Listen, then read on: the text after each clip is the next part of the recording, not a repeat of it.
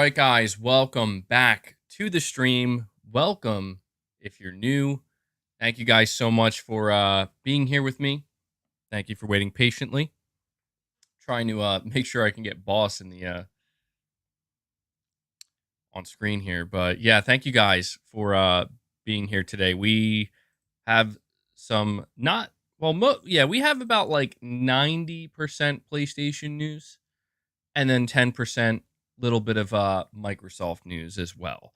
As you can see, based off the title, I see that I have quite a few super chats right off the bat here from New Soul 9, which I appreciate it, buddy, and we'll definitely talk about that. And before I can even say more than that, we have both Corey Landega, the legend himself, returns once again, as well as Zombie Dragon. You guys, that has to be a record.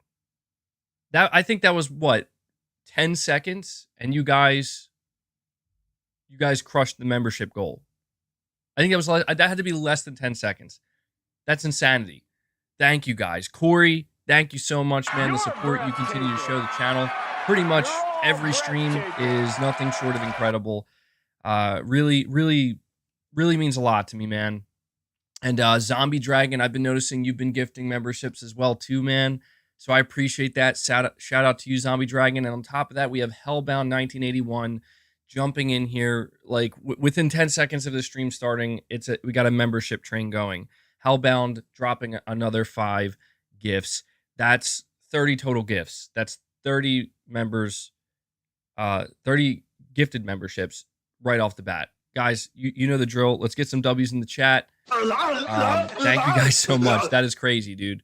That is crazy.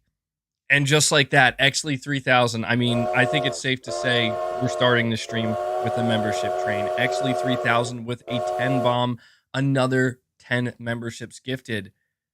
Huge shout out to you as well, Exley. That's insanity. That's insanity. I was like thinking to myself when I was putting this stream up, I was like, should I put the gifts up to 50? But I'm like, nah, it's a Friday, it's pretty chill. Let's just keep it at 25. And you guys are literally within a freaking minute of the stream starting, you get it up to 40 memberships. 40 memberships gifted. That, I don't even know what to say about that. I mean, thank you. Seriously, thank you guys. Let's get a let me see. I'm thinking I'm gonna have to add some more sounds to the soundboard here. But I'm not entirely sure what to add. I don't know if you guys want to end up giving some suggestions. And Corey's like, you know what, man? Let's just do another 10. Corey gifted 30 memberships here with another 10 bomb. These guys are like, let's get the membership train going real quick, before people come in, so MBG can start listing off the topics. Dude, Corey, thank you, man. You guys are insane. You guys are insane. What a hell of a community we have here. That's 50 members. That's 50 members already. What? That is crazy. That is mind-boggling. I don't mean to keep fixating on it, but it's genuinely shocking. It's genuinely shocking. You would think by now the shock factor would wear off, but it doesn't, man. I'm gonna update the member goal. I'm just putting it. I'm just gonna put it to 100 for the sake of us all at this point. So thank you guys. That's Corey works at the bank, dude. Corey is a legend on the channel here. I mean, all these guys gifting, everybody who gives memberships, they're all legends as far as I'm concerned. Let me see here. The generosity is truly something to behold. So thank you guys for that.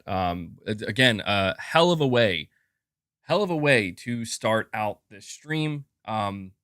50 memberships gifted. Anybody who is still, receiving memberships, make sure you thank these guys. Make sure you thank these community members.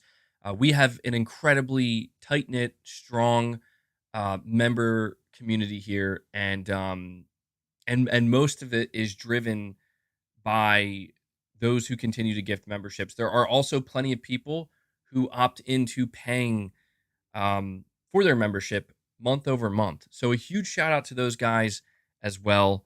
The support is amazing.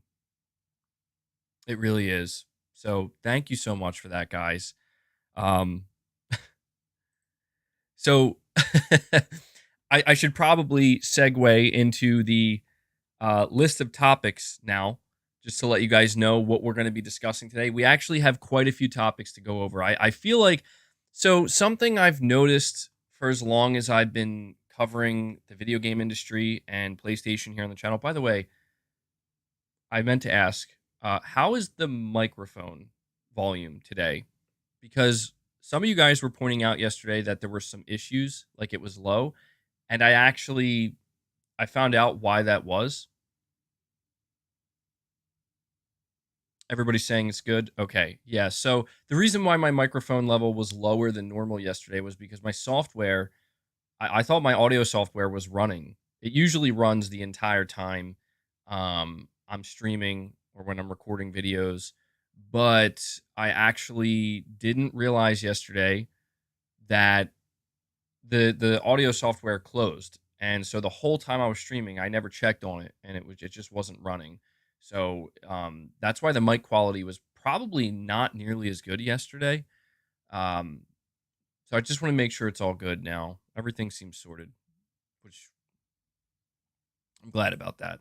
So yeah, something I've noticed covering the gaming industry for as long as I have so far, and doing YouTube, is it's interesting how the energy changes when it comes to gaming, not just news, but just discussion in general. Like today, for example, today you could tell like the energy industry wide, it's kind of low. And it's the reason why I'm pointing this out is because if there's one thing that remains true, it's that the video game industry, when it comes to covering it and following it, is incredibly unpredictable. Where just like 1 minute, something crazy can happen and it's like high tide, and you don't even know what's going on.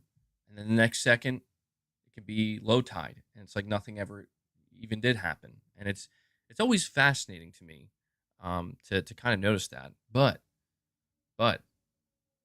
here's the thing. Even though it's a little bit quiet out here today, I have quite a few topics to actually go over and discuss with you guys. The first topic we're going to talk about is and this isn't a major topic, but it's something I do want to let everybody know about.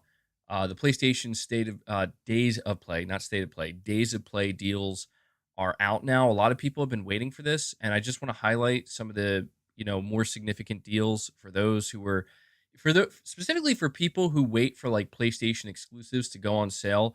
As you guys know, a big conversation, a big, you know, a big controversial point I don't know if it's as controversial now, but it was, a year or two ago, was the whole like, oh, Sony's pricing their games at $70, and me and many others have always tried to tell people that like, look, if you're just able to be patient, if you're able to just be patient, these games do go on sale. And so that's why I want to highlight this, where we have a slight, just a very, very small DeathStranding.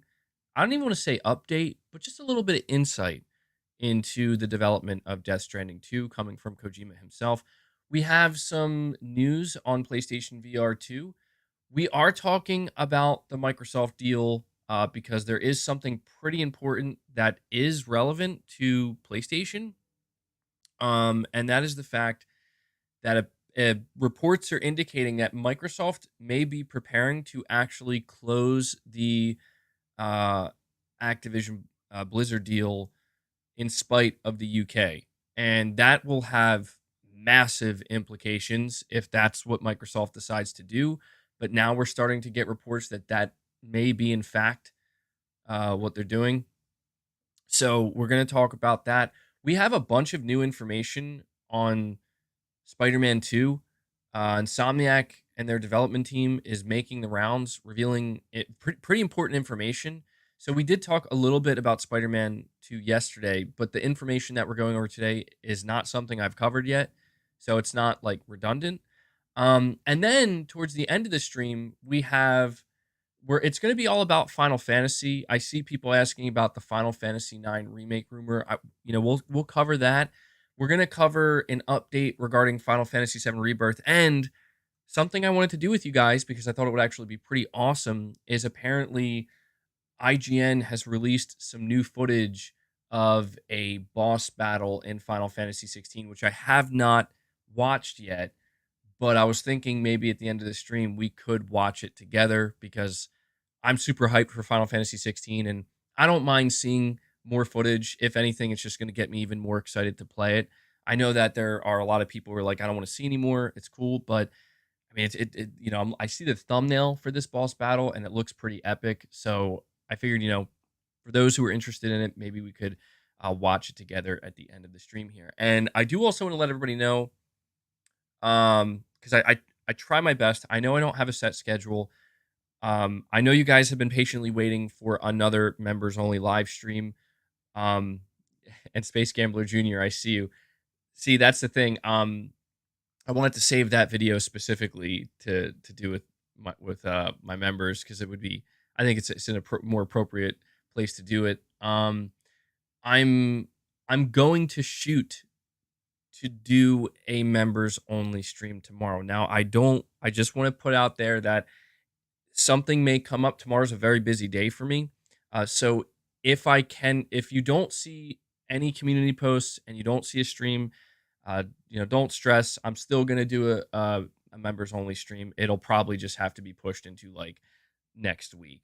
But I'm hoping if time allows tomorrow, we can do a members only stream and hang out, have a little bit of fun. I owe you guys that because, as I said, the last members only stream I did, unfortunately, it ended up getting blocked because I ended up playing certain music that for some reason just got blocked. So won't be making that mistake again.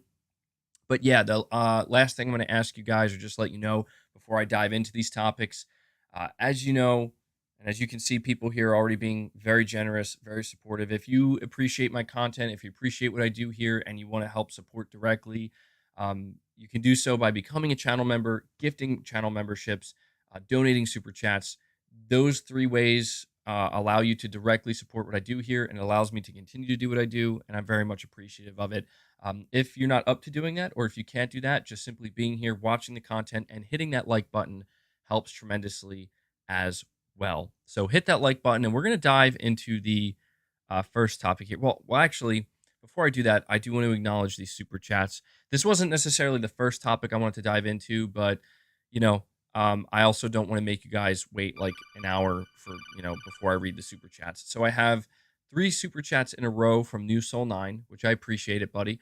You're saying, MBG, I don't know if you remember, but I called that Microsoft would either pull out of the UK or take or find different ways to approve without the UK, especially seeing the UK didn't even bother to give any remedies like the EU. Call it. Well, yeah, I will acknowledge that, New Soul 9. You did. I remember, you gave me some super chats in the past where you did mention that, you're thinking they might just pull out of the UK. And I did talk about how I find that incredibly unlikely. And I've said many times, and I still think it's crazy. I've said numerous times that I just don't see a scenario where Microsoft decides we're pulling out of the UK. Because that's specifically for Xbox. That's the second biggest market. So that would be crazy. And then you're saying for the people asking, Microsoft can still do business if they closed without the UK. Yes, they just can't have their cloud streaming in that region no longer, I believe, but can still sell their products. You're saying Game Pass can still exist, but they'll have to take out the streaming service, meaning it would only be available on console and PC, no smart TVs or phone. See, that's what's interesting to me. That's the part I'm not entirely sure about. I've heard some people claim that if that's the direction Microsoft wants to go in, that if they want to pull out of the UK, they're not going to be able to do business in the UK at all. But I've also heard other people claim that no, they just specifically can't do anything cloud related in the UK. which would still be incredibly detrimental to Xbox in the long term, because you have to think of Microsoft's big picture plan. Microsoft's big picture plan has everything to do with getting on all devices, smart TVs, phones, tablets, through the cloud. So it's their second biggest market. If they like, even if that's all it boils down to, it would still be pretty detrimental. But I could also kind of see why Microsoft would say, look, we want this. We want Activision Blizzard. That's a sacrifice we're willing to make. I can see that happening as well. And then Buck says ABK total UK yearly revenue is 877 million. Microsoft could pull all Activision Blizzard King out of UK for 3 years, and it would be less than the $3 billion breakup fee to Kotick. No way Microsoft walks. And that's actually a really good statistic to bring up because I wasn't aware of that. And assuming that's true, Buck, that they made, or at least Activision Blizzard, their total revenue in the UK was 877 million. It's still a lot of money, but again, when we're talking about billions and billions and billions of dollars, yeah, that is something that Microsoft does probably, well, not probably, they do consider. And yeah, it's looking like Microsoft isn't going to walk. So, New Soul 9, I appreciate the super chats, man, to help give us a little bit more insight here. I'm actually going to refer to the article. This is coming from WCCF Tech. And the article says Microsoft might be preparing to close the Activision Blizzard deal despite UK opposition. According to a paywalled report from MLEX, I don't know who they are, but they're paywalled. Microsoft might be exploring legal options to close its groundbreaking $68.7 billion deal to acquire Activision Blizzard, even if it cannot overturn the UK regulators' opposition. As you most certainly remember, the Competition and Markets Authority, or the CMA, blocked the deal in late April to prevent alleged competition issues in the cloud gaming market. Microsoft has filed an appeal to the Competition Appeal Tribunal, or also known as CAT, though even if it succeeds with the appeal, the ball will roll back to the CMA anyway. And we've talked extensively about that. That is, I think that's like the biggest reason why when we heard that the CMA blocked this deal, that's why many people jumped to the conclusion, and understandably so, that this deal is dead. It's over. Because even if Microsoft successfully appeals it, it ultimately goes back to the CMA, and the CMA just has to decide, like, do we stick by what we said? Are we going to stand by what we said? Or are we now going to reverse course here and ultimately, overturn our own ruling? And that's why a lot of people assume that, well, it doesn't matter if every other regulatory body approves it. The CMA said no. And if the CMA says no, that's it. You may as well mark the grave now. But the article continues, since success is far from guaranteed, it makes sense that Microsoft would look into other ways to close this deal. According to the MLEX report, some lawyers were hired and tasked to investigate such options. The first one would entail Activision removing itself from the United Kingdom, while its games would continue to be sold there through a third-party distributor. Alternatively, Microsoft could forcefully close the transaction and try to argue that the interim order placed by the CMA against acquiring any interest in Activision was illegal. The lawyers are also looking at challenging the final CMA veto in court, alleging that the UK regulator shouldn't be allowed to impose a global ban just to protect the interests of UK customers. Any of these options would be considered nuclear under normal circumstances. So that's important to understand. Like, this is how far Microsoft is willing to take it. However, Microsoft CEO Satya Nadella didn't deny such possibilities when an interviewer asked him whether there was any chance to just close the deal and deal with whatever consequences may come in the UK market. While not included in the MLEX report, another option that has been floated by analysts such as Michael Pachter from Wedbush Securities, that is to simply carve out Activision Blizzard games from the UK version of Game Pass, while those same games would be added to the Game Pass versions elsewhere in the world. The feasibility of that option remains to be verified. However, what's clear is that Microsoft seems willing to play hardball to get Activision Blizzard. Phil Spencer, CEO of the gaming division, reassured fans and employees alike that the acquisition is only part of Microsoft's overall long-term strategy to gain ground in the gaming market. Still, it's obvious it would be a massive accelerator to the company's plans, especially for the Game Pass subscription service.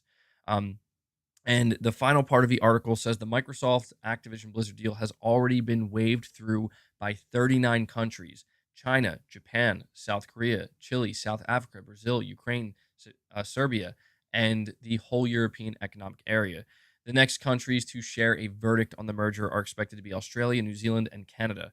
The process is likely to take up some time in the United States, where the FTC is suing to block the deal. So there you go. I think that this was a great write-up by WCCF Tech. They really broke it down in a good way. And so what I want to acknowledge here for a moment.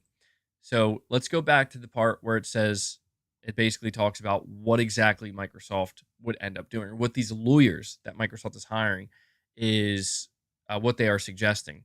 So again, Activision removing itself from the UK and then basically deciding that their games are going to be sold through a third-party distributor. Now, that's really interesting because it sounds super shady. Like, that sounds like I mean, to me, it sounds like a loop. It is a loophole, essentially, but I don't know.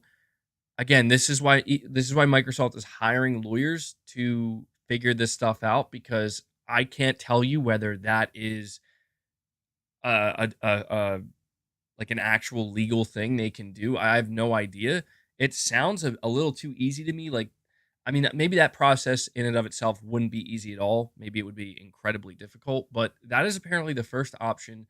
Activision just completely pulling out of the UK, but basically selling their games in the UK through somebody else that's not Microsoft.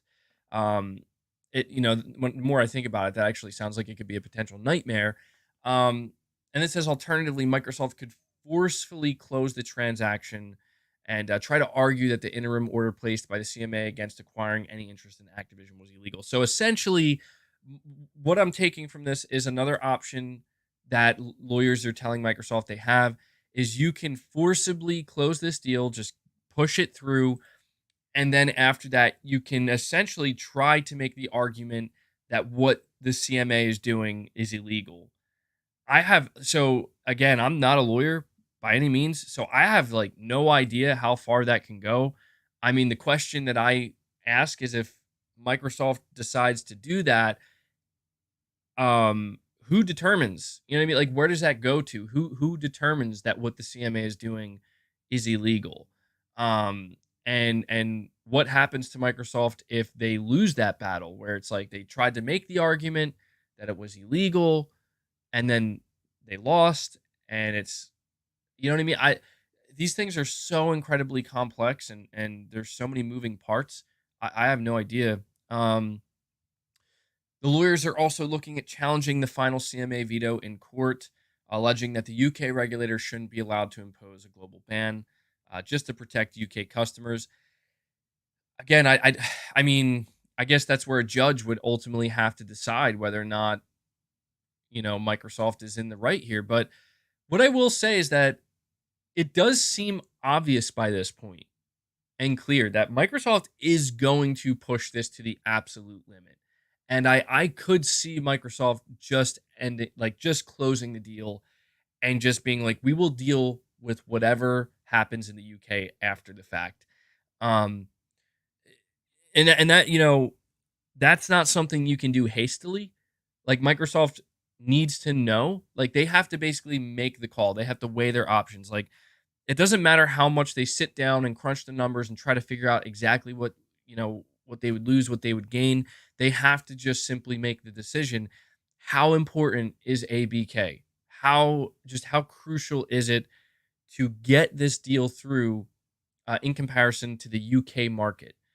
And that's ultimately what it's going to come down to. And, the fact that Microsoft CEO Satya Nadella, he had no problem making it clear that, we might end up doing that. We don't know, but it's an option. To me, that's a clear indication that they're willing to take this thing to the edge.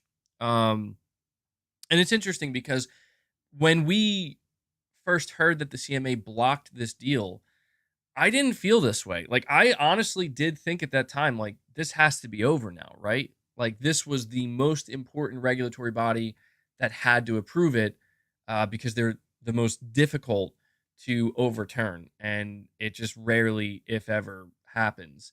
And so I really did think that, man, Microsoft, they they really screwed up here, and they really got the worst outcome that they could have received. But apparently that's not how this is ending. If Microsoft has anything to say about it, Microsoft is going to come out here and they're going to find any possible way that they can push this through. And so from my perspective, as mainly a PlayStation guy,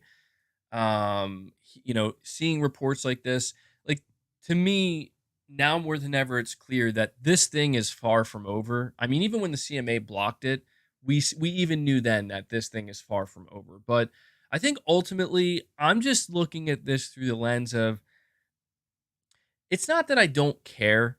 I feel like that's too simple. Like, I've said that too many times just to end up coming back and talking about it again. So I'm not going to say that I don't care, but I think the better way to phrase this is, I just don't know that I care to try and figure out what this is all going to result in. I think that's what I mean to say, because obviously this is something that I think pretty much everybody, to a small extent, just a small extent, everybody has to pay a little bit of attention to, because of how it is going to, um, I mean, even just at a consumer level, like, hey, it's going to be a big deal if you can get every Activision Blizzard game through Game Pass. It's going to be an even bigger deal if going forward, Microsoft starts to decide that some Activision Blizzard games are not going to release on PlayStation anymore, right? That is a possibility. I don't necessarily know that Call of Duty will be part of that, but Activision Blizzard has many other games, and we don't necessarily know what their plans are for those games. And we're kind of in a similar situation with those games that we were in with Bethesda, where a lot of people didn't know what was going on with Bethesda. And then once it was done, it became clear, like, yeah, these games are ours now, and you're not getting them on PlayStation. So it's something that, you got to pay some attention to. I guess if you don't care at all about any Activision Blizzard games, maybe it really doesn't matter to you. But it's just, I don't know what to say at this point when it comes to, will it go through? Will it not? I don't know. Because every time there's an update with this situation, it just seems like there's something new that I'm learning. Like, even when the CMA blocked it, I didn't know the CMA was that big of a deal until people informed me that, well, the CMA is a big deal because they're nearly impossible to overturn. Like, they're like, they're considered the kiss of death when it comes to blocking deals and stuff like that. So it's like, oh, well, and I guess it's dead, right? I guess it's over. And now, now it's like, hey, Microsoft is going to try to push this thing through. They're gonna find any little crevice they can slide through to get it to go through, and they may even take it to a level where this may hurt them. Like, in the short term. If they ultimately do decide that they can't, like, they have to pull out of the UK to a certain degree, or damage the way that they do business there, it's going to hurt them. But Microsoft might not care. That might be just how important this deal is to them. And to me, that's surprising. That's why I said, when I answered New Soul Nine's super chats, I said to him, like, dude, I do not see Microsoft doing that. Like, is ABK that important to them? Like, they need it that desperately that they're willing to do something like that? Apparently, the answer is yes, and that to me is quite surprising. Like, I knew Microsoft wanted ABK, but I didn't think it was like, like that they're willing. But then again, logically speaking here, I can understand where Microsoft's coming from, because I'm trying to put myself in Microsoft's shoes. If I was Microsoft and I saw that every other regulator, like every single regulatory body around planet Earth except for the UK and the FTC, are like, it's totally fine.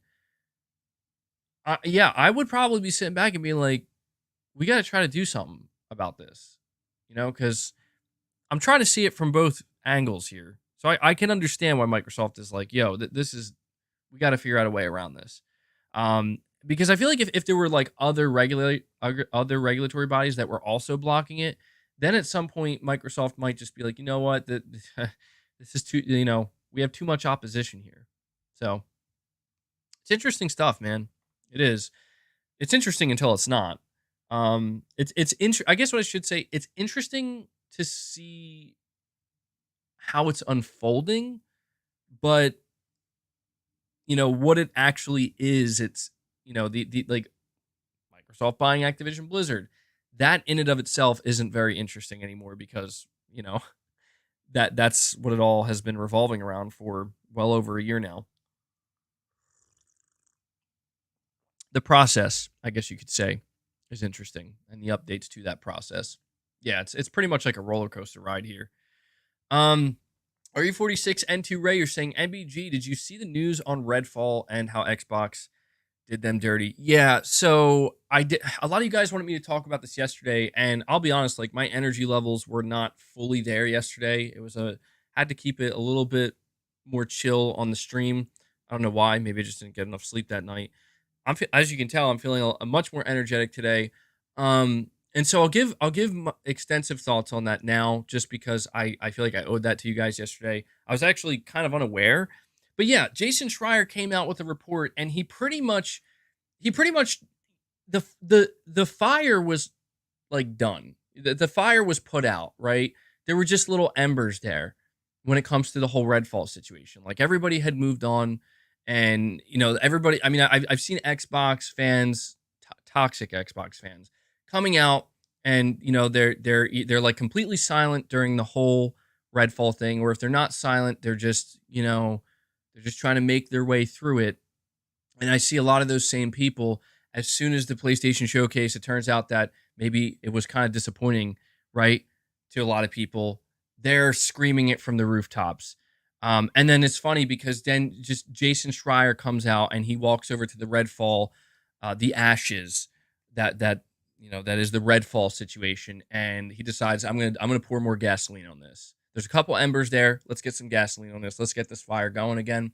It's kind of funny, I won't lie, but it's like Jason Schreier has proven once again that he is basically a conduit from which developers are allowed to speak through. And it's very interesting, because we hear from Sony developers, and now we're hearing from Microsoft developers that are going to him and giving him those juicy details that Microsoft nor Sony would ever reveal about anything like this. And when it comes to Redfall, the situation is exactly what we thought it was. It was as bad as we thought it was.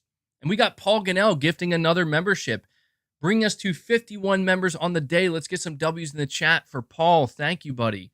I appreciate the support, man. Thank you for keeping the member train going. But when it comes to this Redfall report from Jason Schreier, essentially what it boils down to is this game was created initially by Bethesda to be a live service title that will just rake in microtransaction money. And then a lot of Bethesda's efforts in the live service space failed monumentally, like with Fallout 76, among others. And along the lines of development, like when Microsoft acquired them, the craziest thing I think I took away from that report is that developers were literally hopeful that, yes, okay, Microsoft is going to cancel this game. Like, they're going to see how bad this game is. They're going to see it's a train wreck development-wise, and they're going to cancel it. And I saw this joke somebody made. They're like, yeah, Microsoft walks in, and the Arkane developers are like, yes, Microsoft's finally going to cancel it. And Microsoft says, yeah, we're going to cancel. And they're like, yes, it's happening. The PS5 version. And they're like, oh, God. And it's funny because that's exactly what happened. The PS5 version of Redfall got canceled, as we know. Can't say that, hindsight, I think maybe that's a good thing. I don't think anybody would. I don't think Redfall being on the PS5 would make it any better of a game. If anything, it would look even worse, because if that game released on PS5, you could only pay $70 for it, which is insane to think. But with the whole Redfall Jason Schreier report. I've seen a lot of people, they want to place blame on Microsoft, and I get that. And I've said, and I said this when I talked about Redfall extensively, and I absolutely mean it. And I'm sticking by my guns here. The buck stops with Microsoft. If Microsoft bought Bethesda, and it doesn't, I don't care like when this game started development. I don't care who was in charge of greenlighting this game. Once Microsoft acquired Bethesda and all of their IP and all of their studios, they're in charge now. They're the boss. They get to decide, what happens with everything. And it's clear that Microsoft, in my opinion, it's clear Microsoft made the call to, you know what? If we cancel this game, we're going to get backlash and it's going to look real bad. If we release this game, we're going to get backlash and it's going to look real bad. I think what Microsoft ultimately decided is that it would literally be easier for us to apologize if people actually get to see what this game is.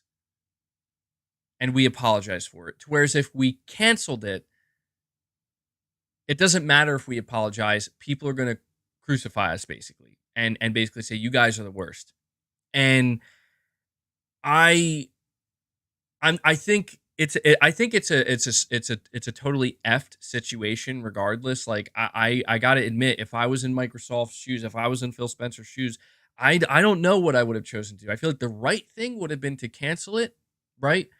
And I do, you know what? I do think that. I think the right thing for Microsoft to do would have been to look at this game. The developers are clearly not happy. They are struggling. Most of the talent left the studio. The game is in shambles. Just fucking cancel it and take it on the chin. You're going to get wrecked. The Xbox brand is going to be dragged through the mud in one of the worst possible ways because you canceled yet another AAA game. But I feel like we would have learned that this game was a dumpster fire regardless. So, like, if Microsoft made the choice, we're going to cancel this game, right?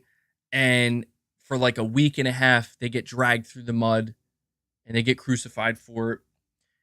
I feel like we still would have gotten this report from Jason Schreier where the developers would have said, like, yeah, it's a good thing they cancel it. This game was a complete disaster and absolutely deserved to get canceled. I think then maybe the conversation people would be having right now is, okay, well, it really sucks that Microsoft canceled another game, but maybe they made the right call here. Maybe it was smart of them to decide, you know what? We don't want to put out garbage for our customers because our customers deserve better than that. And that, that's not the way it went down. And so, at this point, the only thing that is left to say about Redfall is that it's a game that probably should have never been made, and it's a game that certainly should have been canceled. It wasn't, and Microsoft came out, they apologized for it. Phil Spencer said when he was apologizing for it that, they're just going to have to show you the good games. They're going to have to prove something to you. He just wants people to get the controller in their hands and get the game in their hands and enjoy it when it comes to future games. So that's fine. And that's why, yesterday we mentioned the Xbox showcase. We'll see if they end up delivering or not. But yeah, the whole Redfall situation was effed. And I can't say I'm shocked. I can't say I'm shocked about the report from Jason Schreier and what these developers are saying, because a lot of us already inferred that just based off of the state that the game launched in. And, it turns out a lot of us were right. But yeah. Svart Ritter. I don't know if I'm saying your name correctly. You're saying the one pulling out of the UK is ABK, not Microsoft. Yeah, that's true. That's true, and that's an important thing to state here. Yeah, and when we talk about Activision pulling out of the UK, they would have to do it before the deal closes, I'm pretty sure. Yeah, they would have to, because they're still not a part of Microsoft. They're still independent. So if they pull out of the UK right before the deal closes, then that wasn't Microsoft that did it. So Microsoft, you know what I mean? That was an independently made decision. So, and you could tell that's almost like one of those things where you you imagine like the CMA be like, but that's not fair. It's like, well, man, I mean, I don't know. I don't know. A lot of this stuff is way over my head. But yeah, it seems clear that if Microsoft does go that route, it is going to be ABK that pulls out. And I don't know, man. I would love to get more insight into how would Activision distribute their games through a third party to sell in the UK while they're owned by Microsoft. How does that work? Because like that sounds shady as all hell, and I don't know how that could happen. Um, I mean, somebody earlier with a super chat said that like Microsoft might just decide to just forego selling ABK games in the UK, and they'll just eat that money because the rest of the world is more important. And maybe I think maybe they could do that. Like if Activision Blizzard pulls out of the UK before Microsoft closes the deal, it might ultimately result in, well, Activision Blizzard King games are no longer available in the UK. And I don't, I don't know what the long-term ramifications of that would end up being. I don't think anybody knows. Severin Evans, you're saying FTC needs a preliminary injunction to block and are under investigation for abuse of power. Canada usually adopts popular sentiment. Don't count on them either to block. Seems like Microsoft has it to me. Yeah, and I can't blame you for thinking that at this point because, again, like you would have thought that if this thing was going to get killed, and be done and over with, it would have happened with the CMA blocking it. And the only conversations and the only reports that we would get after that are, basically that Microsoft's going to be paying Activision Blizzard that $3 billion they owe them for the deal falling through. But that's not what we're getting at all. So you're basically saying Canada, they adopt popular sentiment. Yeah, I don't think it seems, I'm not expecting any other regulatory bodies to block it. It would help, like in the case of the CMA and the FTC, if any other regulatory bodies come out and block it, that would help them quite a bit. But I just don't know that that's going to happen. It just seems like pretty much every other nation is just like, yeah, go ahead. It's totally fine. No problems here. And I'm expecting Canada to be the same. Yeah, the FTC, I don't know. I mean, I know that it's a process, right? Like, I think people downplay the process that Microsoft is going to have to go through in court with the FTC. It's going to be I'm assuming a long, drawn out process, but based off of everything that I've heard and looked into, it seems like the FTC, they're, they're not in the best position, and a lot of people seem to believe that they just don't have a good enough argument to win in court, and they're likely going to lose. So I guess we'll just have to see. And New Soul 9 is responding to Space Gambler Jr. saying it's the CMA gatekeeping, not Microsoft. Well, it's always tough when I see New Soul 9 responding to somebody in the chat. I miss what they said, but is the CMA gatekeeping? I mean, look, it's a tough situation because I feel like I can understand where the CMA is coming from when we're talking about the long term. Like, I think people try to turn it into a morality thing, and I try not to do that because it's not a morality thing. Like Microsoft is not doing things because it's right or wrong. They're doing it for business reasons, and I am in agreement with the CMA to the extent that, yeah, if Microsoft believed that they could dominate and potentially even monopolize the cloud gaming market, they absolutely would. They absolutely would. But any company would, not just Microsoft, because why not? you know. So I understand where the CMA is coming from that perspective. However, I do also understand that to a lot of people, it's like the CMA, like, why is it that it's just the CMA and the FTC? Like, how come everybody else is totally fine with this except these two? And I like totally understand, because even that makes me question, well, like, all these other regulatory bodies, they're doing the same type of investigations and they're finding that it's fine, dude. And it's funny because I think I actually saw recently, I don't have the I don't have it in front of me right now, but I came across, I think, an article that basically said, like, now Sony is being probed uh for for something, like, basically for being too dominant or whatever, and like having not having enough competition. And I would look, man, I am against industry consolidation. You know this. Like, I don't want to see Microsoft buying publishers. I don't want to see Sony buying publishers. It's just, to me, that's not the ideal way.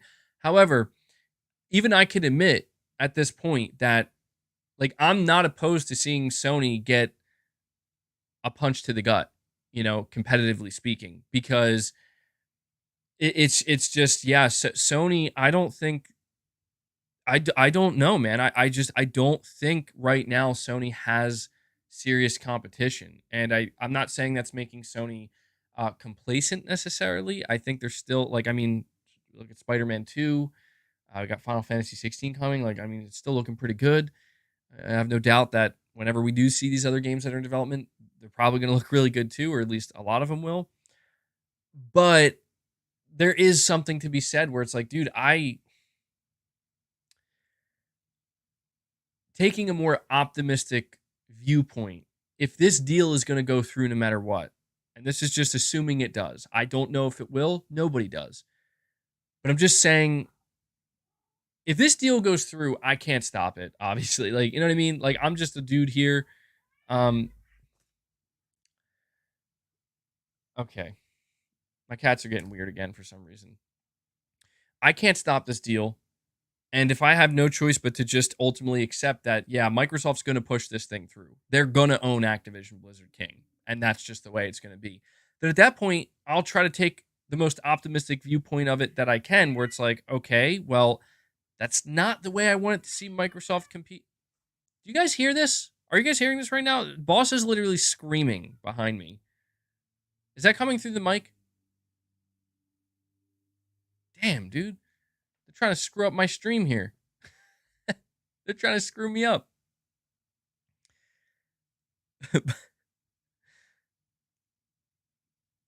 But what I'm trying to say is that, taking the most optimistic viewpoint that I can,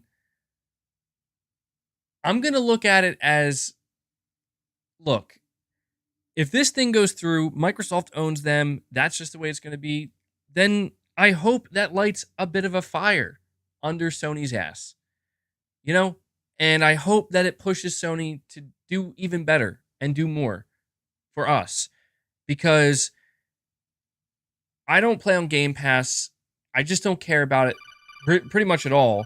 But I do understand that to a lot of people, the ABK deal is a big win from a consumer standpoint, even though it's a mega company buying another mega company. From a consumer standpoint, it's, but then I'll get all those games for $10 a month through Game Pass. And that's pretty good. And as somebody who pays money for video games, and I'm a video game consumer, yeah, I can't argue with that. Like, that's a great thing to have added to your service that you subscribe to. And so all I can think at that point is like, all right, well, Sony, this is what Microsoft's going to have now. They're going to have way more studios than you. They're going to have way more games dropping into their service than you. I don't know that that automatically means the quality of these games are going to be good, but they're going to have Call of Duty. They're going to have, games like Diablo. It just came out. They're going to have a lot of stuff, man. On top of Bethesda, on top of the Xbox Game Studios. And if that's just the reality that Sony has to deal with, then that's where it's like, all right, Sony, your move now. Your move. And so that's the more, it's not to say that, like, if this deal gets blocked, I don't think Sony's going to be like, well, we're just going to kick back and smoke our cigars and and not give a flying F about anything. No, I don't think, like, Sony's been doing a really good job even with minimal competition, but there's no denying that an ideal version of Sony is a Sony that I don't want to see them so uncomfortable that their back is against the wall. That's not good either. But I want to see a Sony where it's like you have breathing room and you have success, but there's somebody right behind you that's trying real hard to, get ahead of you. So be aware. You know what I mean? That, to me, that is the type of competition that I think is ideal. And I do, I can't deny that with Activision, Blizzard, and Microsoft, that would be the biggest boost, that Microsoft could get. Like, to view it in like bodybuilding terms, because muscle bound gamer here, right? Got to give you those bodybuilding analogies. I look at it as like, if you got two people on stage doing like posing, Sony is the guy that clearly is like, oh yeah, he's juiced up, and he's like on point. He's got the genetics, he's got the enhancements, so to speak, right? He's got everything. And the guy next to him, that being Microsoft, is looking good, definitely looking good, but nah, you're not on the same level, man. Like, you're just not, you should be in a different category here. Explain it to me in Arnold terms. Oh man. But I look at it as like, if Microsoft gets Activision Blizzard, that's okay. Now you're getting that enhancement, now you're getting that extra boost that you would need to compete at that higher level to stand alongside Sony. Again, maybe not the best analogy, but that's how I view, at this point, that's how I'm viewing the Activision Blizzard deal for Microsoft. It's like it's a big boost that they need to compete. And I'm just trying to view it. I'm trying to be positive about it here, man.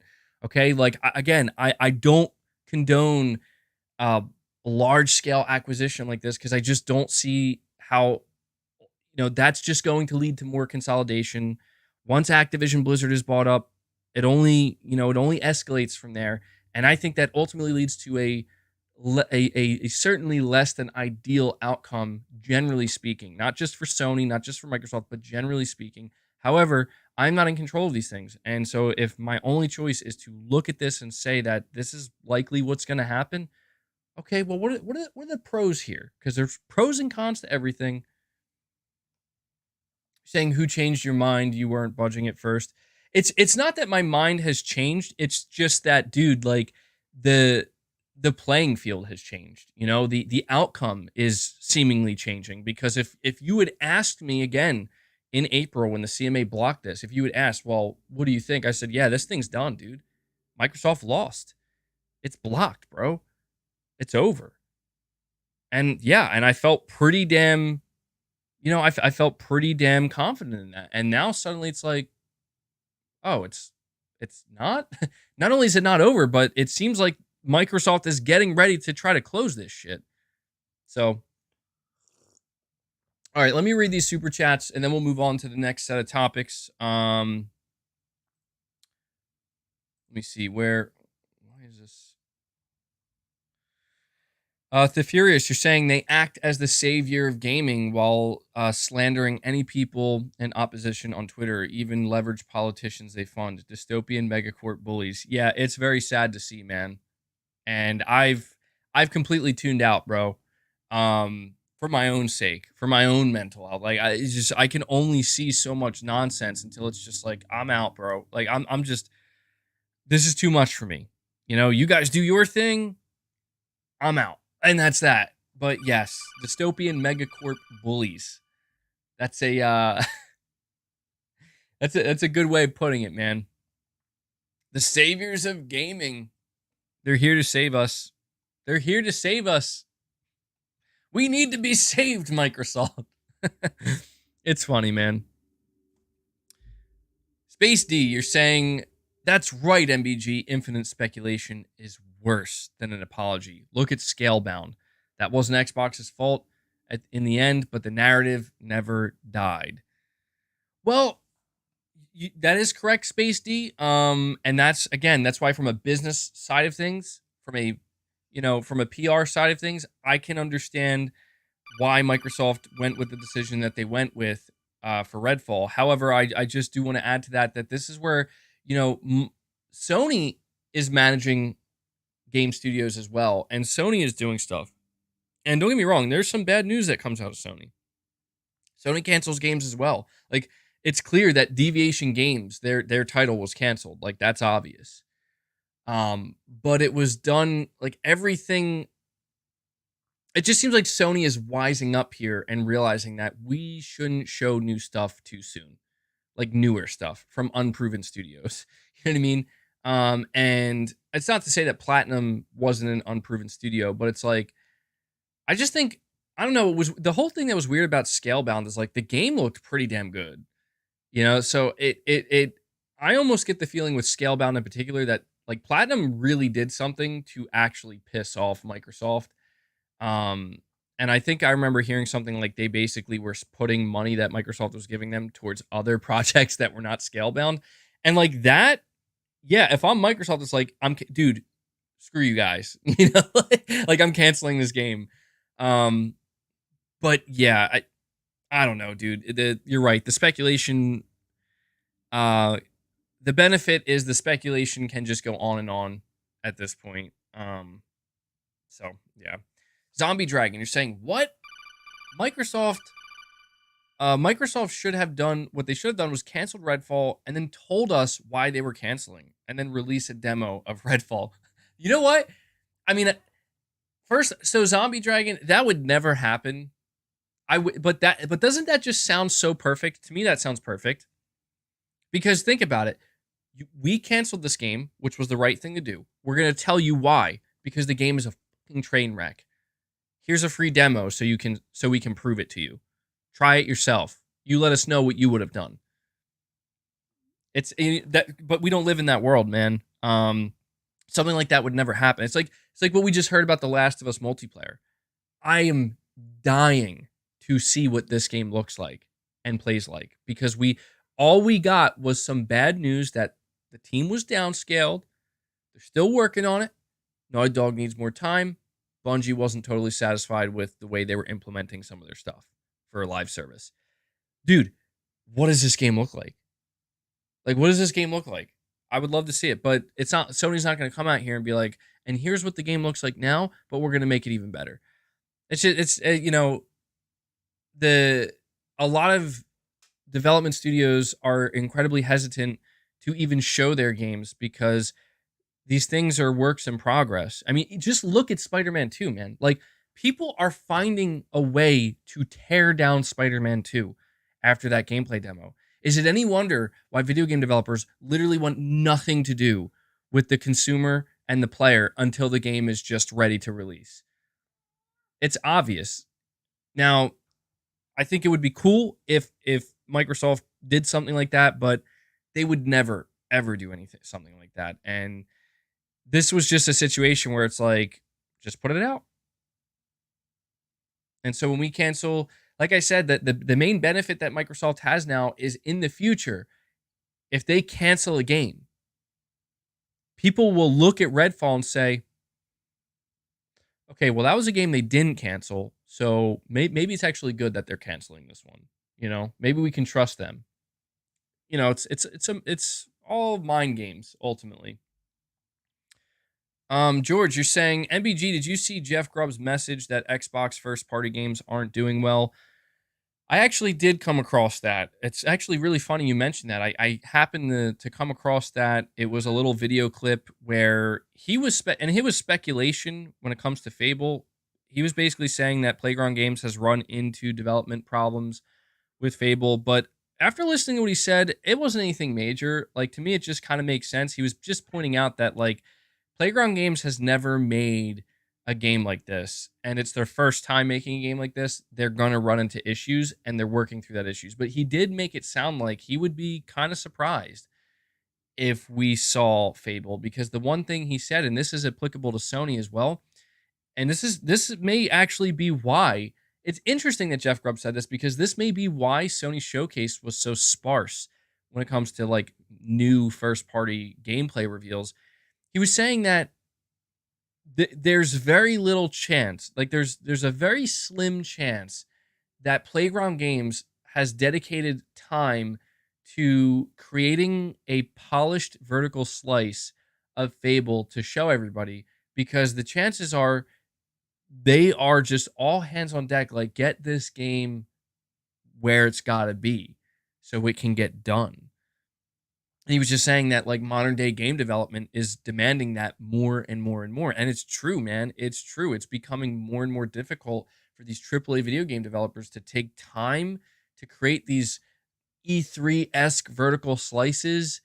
And, games are taking longer than ever. They're more complex than ever. The budgets are higher than ever. So it's like, do you take a situation where it's like, hey, we can release Fable by late 2024, but if you want to see a 10 to 15 minute vertical slice, that might get pushed into 2025. You know what I mean? Like, what would you rather have? I'm not making an excuse, but you mentioned, George, the one thing you're pointing out here is Jeff Grubb said that multiple Xbox studios are having development issues. And the way Jeff Grubb said this, and I'm in agreement with him, he just basically played it off like, and that's not really anything new. It's not anything new. State of Decay 3 is having problems. Perfect Dark is having problems. I'm sure they're not the only studios that are having problems. It seems to me that the biggest difference between Sony and Microsoft is that Sony has tried to find, well, they didn't try, but Sony has been able to find ways to either A, like find solutions to these problems, and B, be very discreet with it. There's very quiet. For some reason, when it comes to Microsoft and their studios, it just seems like there's always some kind of calamity. You know what I mean? Where it's just like, what is this perpetual state of just bad news regarding Xbox Game Studios? And again, that all of that has culminated to now people have to wait for the showcase, and they have to put a lot of faith in that, hoping that the showcase has got to be it. But I hope we see Fable. I would love to see, again, I said this yesterday, but I'll just say it again. I would love to see what Fable looks like, man. Playground Games. You're saying Fable has already been teased for the showcase? I did see that. It would be very weird if Fable didn't show up. It would be very weird. And who knows, man? Like, maybe Playground Games is going to come out. They're going to show Fable, and it's going to be like, yo, like, look at these guys. Oh, yeah, dude, that's true. They have an Indiana Jones game. Bethesda is making an Indiana Jones game. Isn't that going to be multi-platform? I could have sworn that was like one of the last Bethesda games that may actually come to PlayStation. Let me see. I got Che, you're saying CMA said that they blocked to push organic growth, and they don't want to be seen as a place where companies can buy out the competition. Yeah, and you know what, man? Like, I am not.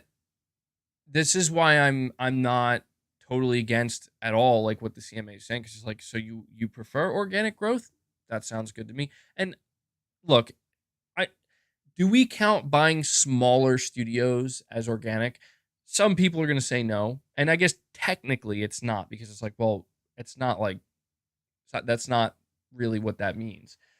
But I would say that like buying like smaller companies, like much smaller companies, and growing them substantially, that's the closest thing I think you can get to something being organic. And what we see with Activision Blizzard is the literal opposite of that. I think the second part of what you said here, they don't want to be seen as a place where companies can just buy out the competition. That is the CMA's way of trying to make a statement to all of these big mega companies. And that's why, I think that's why they're standing by their decision no matter what. Buck, you're saying MBG, I'm no Jim Ryan fan. But until I watched Sony's showcase, it finally made sense why Ryan went so far to block ABK. His strategy has holes. Yeah, I mean, yeah, it's interesting because you watch this PlayStation showcase, we finally get a glimpse at, even though it's a small glimpse, not, certainly not the roadmap. We get a glimpse at like Sony pushing their live service stuff and Sony just basically. I think this is a new version of PlayStation that we haven't quite seen before, and this is a newer version underneath Jim Ryan. You're saying his strategy has holes. Yeah, I don't know, man. You have to imagine that it wasn't just simply Jim Ryan that wanted to try to block the ABK deals. It was all of Sony. I just think Jim Ryan. I think he's the figurehead there. He is the CEO of PlayStation, but this is a gaming related thing, so it's understandable why he would be the kind of the face of it. But I don't know, man. The weird thing about PlayStation right now, especially the further removed we get from the showcase, the interesting thing to me about PlayStation is how it's like we really don't know. Like we don't have many answers, and we don't know much more than we did prior to the showcase. And I'm not just talking about Sony first party, but I just mean like you just get this sense with Sony that they are not being totally clear with anybody, like what their plans are, because it almost seems like they are in a constant state of our plans can change at any moment. And when I say plans, I don't mean like we're just going to stop making single player games. We're just going to now only make multiplayer games. Nothing dramatic like that. But I mean like, okay, so we showed you 3 live service trailers, CG trailers. And let's not, come on, like Sony obviously is aware that the response was not the greatest. They put out Spider-Man, that calms a lot of people down. I just think that Sony is, all right. It's tough to have this conversation because I know how it sounds, and I'm not saying this is what Sony's doing, but it's a possibility. It's just another theory. Some people say, "Oh, it's damage control." Dude, I'm not saying that's what it is, and I'm not defending it. I think it's dumb. Well, maybe not dumb, because it would actually make logical sense for Sony to do this. But what I mean to say is, it doesn't get me very excited. However, we have to look at the bigger picture here. The bigger picture, Microsoft is trying to push this ABK deal through. Even though the CMA blocked it, it might not be dead. And in fact, Microsoft may be forcibly closing it. Okay. Xbox has a showcase coming up where we know that they've had games in development for many years, and a lot of people are expecting to finally see them. And they also have Bethesda on, and Bethesda's been working on stuff for a while too. Sony is on top right now. Sony is number one. They have been for a while. I do not think Sony is comfortable. I want to make that clear. Like, I do want more competition, but I think the assumption, and it's easy to assume this, like, it's easy to look at the way Sony has been for this year, and we look at the showcase, and it's easy to come to the conclusion that, oh, they're just too comfortable. They just don't care. Actually, this makes the most logical sense. It really does, because let's not make it seem like the thing that bothered me about the negativity with the PlayStation showcase, and I say this as somebody who was very displeased with that showcase. I was very distraught by, like, where are your games, Sony? Like, what is this CGI crap? You guys know, I was very distraught, but I couldn't help but notice that that a lot of people, it wasn't just, oh, I'm distraught about that showcase. It's Sony fucking sucks, bro. Like, Sony's just as bad as Xbox now. And that's, well, hold on. Like, this is where it's like, can we not completely ignore that, like, everything that came before PlayStation Showcase? And that's not me defending the showcase. The reason why I'm saying that is because if somebody presents a theory, and that theory is maybe, just maybe, Sony isn't in any rush to show their hand just yet, because their competition is making some massive moves, such as buying Activision Blizzard. And if that Activision Blizzard deal goes through, there's going to be a monumental celebration that gives just the biggest boost you've ever seen to the Xbox brand.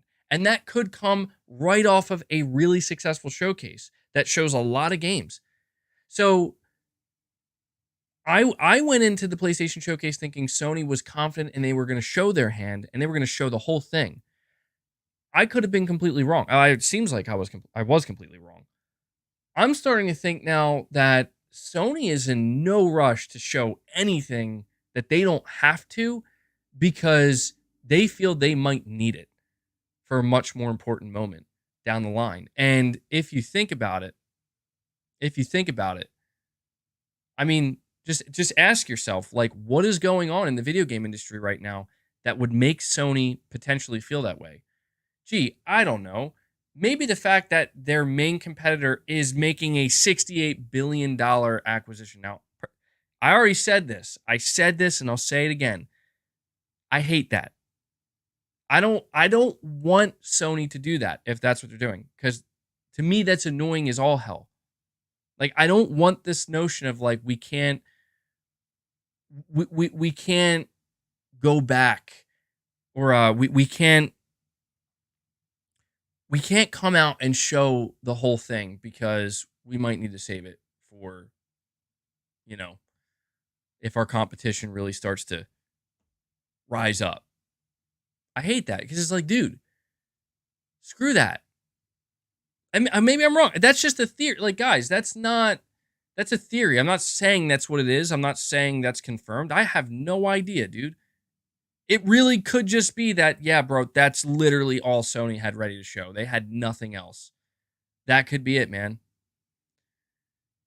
Sony showed their hand. MBG stopped the cap, LOL. I mean, look, Ninja Shrimp, I like that name.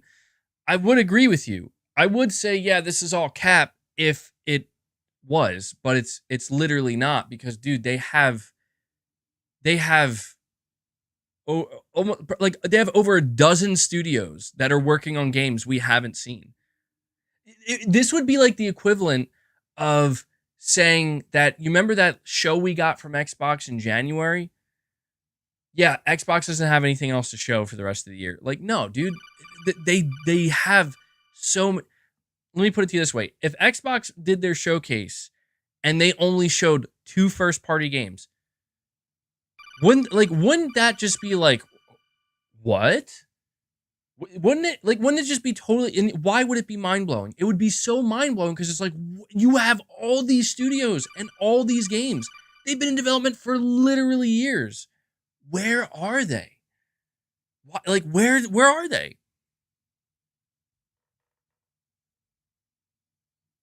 I'm not saying that's what's going to happen, by the way. I'm just saying it's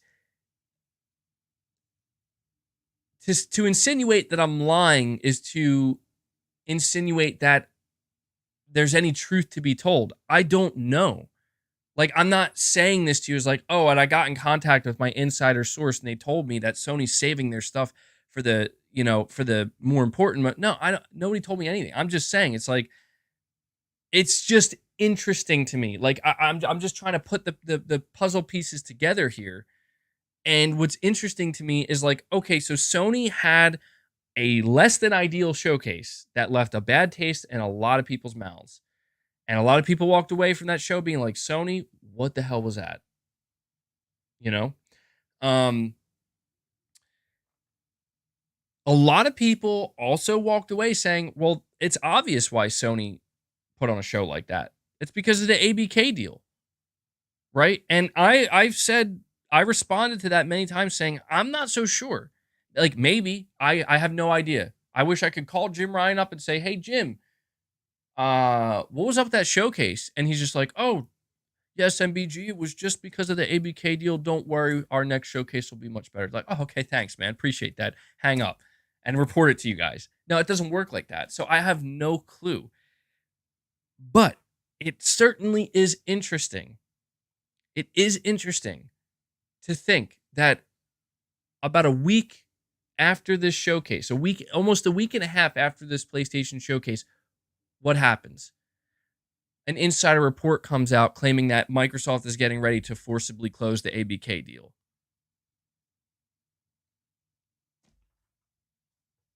So it makes you wonder, like, is Sony really sitting back, basically being like, we got to do something, like we got to put on a show, we got to show Spider-Man, we got to show our investors some of these live service games we've been promising them, but that's it. Like, do the minimum, because you're saying you are connecting things that are not connected. Who knows? It's, you need a tinfoil hat emote. Yeah, I definitely do. I don't know why I don't have one yet. That's a good idea. That'll be the next one. I just think it's so weird. The only thing that's weird to me is people who are very quick to say no. Nope. Like, really? Like, you don't think it's at all possible, not even a little bit, you don't think it's at all possible that showcase was the way it was because of the ABK deal? I mean, we've just been witnessing Sony become literally moronic publicly, and get bad press for like 6 months straight. But suddenly, you know what I mean? Like, that's where it's like, I'm not saying that's 100% it, but I just think it's a little bit crazy for people to just flat out be like, no, not at all. That's not even a possibility. That's surprising to me. And you know what? I will say this to give people some credit. I did say going into the showcase, to me, it's clear that it's over, right? Like, and that is the mentality that I went into with the showcase. I said, like, it's over. Sony's ready to do an hour-long showcase. Clearly, they don't care about the ABK deal anymore. And so I did believe that. It's just the fact that, like, I don't know, man. I'm just trying to think from a more strategic standpoint. That's all, because you know what I mean. Like, that's the biggest. Like, that's the biggest.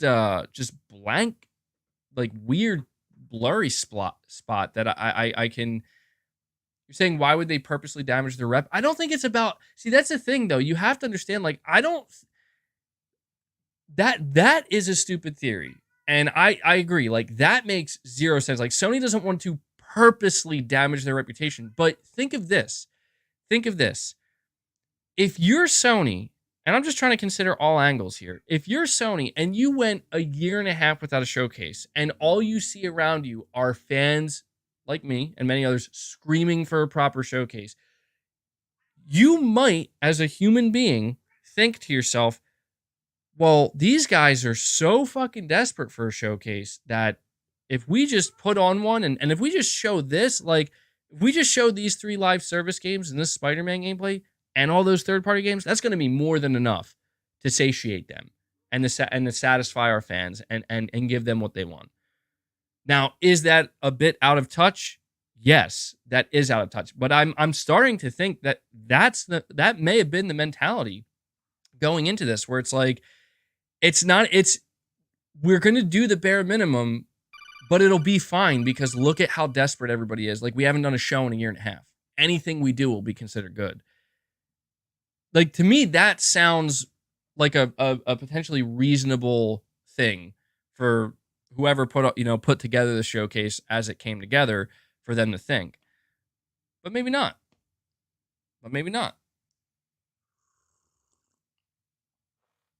I just think it's the timing of all this is interesting to me. That's all.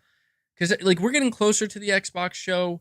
Now they're like, there's a lot of people starting to hype up the Xbox show. We're getting reports that Microsoft's going to force this ABK deal through, and it's just like, I mean, I don't know. Maybe not. It's I personally hope that theory's not true. Well, I kind of want it to be, but I don't want it to be. A part of me wants it to be true because it's like, if Sony basically was like, let's do the bare minimum because we still have to see what happens with this ABK deal, then if that were true, that confirms that Sony still hanging on to the ABK deal and making decisions based off of that. And that, to me, absolutely sucks. That's why I'm almost like, okay, Microsoft, if you're going to close this deal, please, God, just close it. Just end it. Just end it. Like, just close it. Because I'm just tired. I'm tired of having to come up with these theories to think, is this holding Sony back? Like, is this why they're being all weird? Is this why for the past year Sony has been just straight up bizarre with the way that they've handled their announcements? Because it has been strange. Sony has, and they've been saying weird things, right? So here's how we'll know. If Microsoft does close the ABK deal soon, I'm assuming it'll have to be soon. Because when's the, guys, can you, maybe somebody in the chat can inform me with this. When is the deadline? I know there's a deadline for Microsoft to close this deal, or they're going to have to pay $3 billion to Activision. Is it this month, or is it next month? Because I know there's a deadline. Saying, bro, who gives a fuck? Real gamers are past the point of caring about why the corporations are holding back and delivering zero fanfare. Somebody saying June. Jay Shako, you're saying August 22nd. I don't think it's August, man.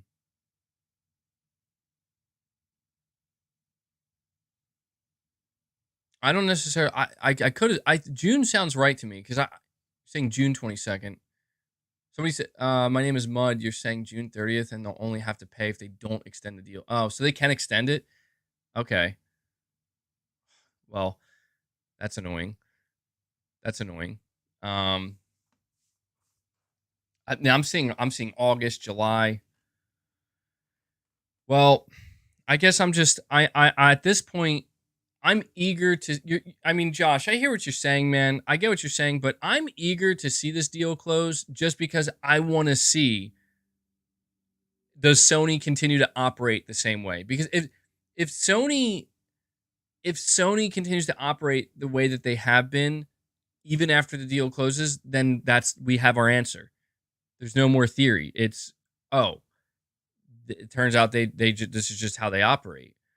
But if suddenly after the deal closes, we're just seeing Sony change just the way that they approach a lot of things, specifically announcements, then we'll also have our answer. Like, oh, I guess the ABK deal was the wrench in the cog. You know what I mean? Or it was what was holding it up. So we'll find out eventually. I don't know, man. I guess maybe I was being a bit delusional to think that everything was just going to end and go the exact way I wanted it to go, now that Sony announced the PlayStation Showcase. But all right, sorry, I'm been holding you guys up here.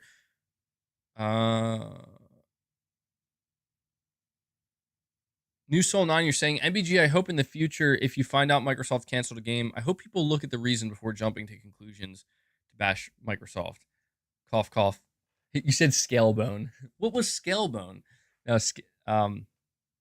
Scalebound. Well, I will admit that, yeah, after the whole Redfall situation, if Microsoft announces tomorrow they've canceled a game, I mean, don't get me wrong, like, they're gonna get flack for it. Same, like, it's like if Sony announced that they canceled The Last of Us multiplayer, I would give them shit for that. And because they would deserve it. It's like, that's not good. That's bad. If they had a good reason to, it's like, okay, well, it's a bad thing. I'm not happy, but I'd rather see a game canceled and like, just go away rather than shove garbage out the door. So if Microsoft cancels, like, I don't know, I'm trying to think of it, like, let's just say the Perfect Dark game. If that got canceled, I would have no choice but to assume, like, yeah, it maybe it was just that bad. Like, it was another Redfall situation, and yeah, I'm not saying I would praise Microsoft, like, good job, Microsoft. I mean, I'd still give them shit for, it's like, you know, part of good management is making sure games don't have to get canceled like that. But I would at least be happy in that, okay, well, at least you're not just looking at it as something you can just pump in the Game Pass, you know what I mean, and make a quick buck off it or something, or get a, couple subscribers. You know what I mean? I would assume it's because the quality is just that bad. So I hear you, New Soul 9. Severin Evans, you're saying, also, MBG, keep in mind, to get a preliminary injunction, the FTC would have to go to court. No court of law is going to be too willing to stop growth of a U.S.-based company. FTC does not have a good track record. Yeah, I guess there's some truth to that. I mean, like, the first part of what you're saying, I know is true. The idea that the court of law, they're not going to be too willing to stop growth of a U.S.-based company. I mean, it's a little bit like, yeah, I mean, that's where it gets kind of somewhat political. But you're probably right. You're probably right about that. There would have to be some really, really, really, really good arguments made by the FTC, and it is true that the FTC, they do not have the best track record. So, I mean, I'm honestly assuming, I mean, anything could happen, but I am viewing the FTC's battle against Microsoft as a losing one. That's how I'm viewing it. So I appreciate it, Severin Evans. New Soul 9, you're saying, MBG, you have no idea how many of us want this deal through so we can play Diablo 4, baby. We, as a consumer, want to save our money if we get the choice. Yeah, and I get that. New Soul 9, I totally get that. And things like this, I think, require you have to be able to see not just one section of the picture, but the entire picture. And that means being able to see that there's two sides to every coin, right? And in this case, there is the side of the consumer where people want a better deal, they want to benefit from it. But on the other side, there is also the reality of, well, a lot of times these better deals come through things like consolidation and subscription services, and they're not all bad, and it doesn't always end badly, but it has been proven that, just like, we always say everything comes with a cost. A lot of times with consolidation, the cost ends up being, to a certain extent, the quality. Not always, but it has happened. And things just, when so many things are housed under one roof, things begin to kind of lose their identity, and they begin to lose their essence to a degree. And that is something we absolutely have witnessed in other areas of media, and it is concerning. And you could argue that it's already happening now anyway, regardless of consolidation. But I hear you, New Soul 9. Like, from a consumer standpoint, I am not against anybody who just simply is saying, look, I just want to get more games for less money, because I get it. Like, why wouldn't you want to save money, especially during times like these, where for a lot of people are struggling economically. So I totally get it, man. And Severin Evans, again, you're saying sometimes the most logical answer is the correct one. Maybe they did show their hand, and people don't like it. What else is new? Can't please everyone. Well, yeah. That, you're right. It's basically Occam's razor right there, right? Like, where it's like, maybe the most logical answer is the PlayStation Showcase was exactly what it was because that's what Sony had ready to show in May of 2023, and that's it. There's really nothing else more than that. And what I appreciate about that notion is its simplicity. It's like, yeah, it's simple, it makes sense, it adds up, and it is what it is.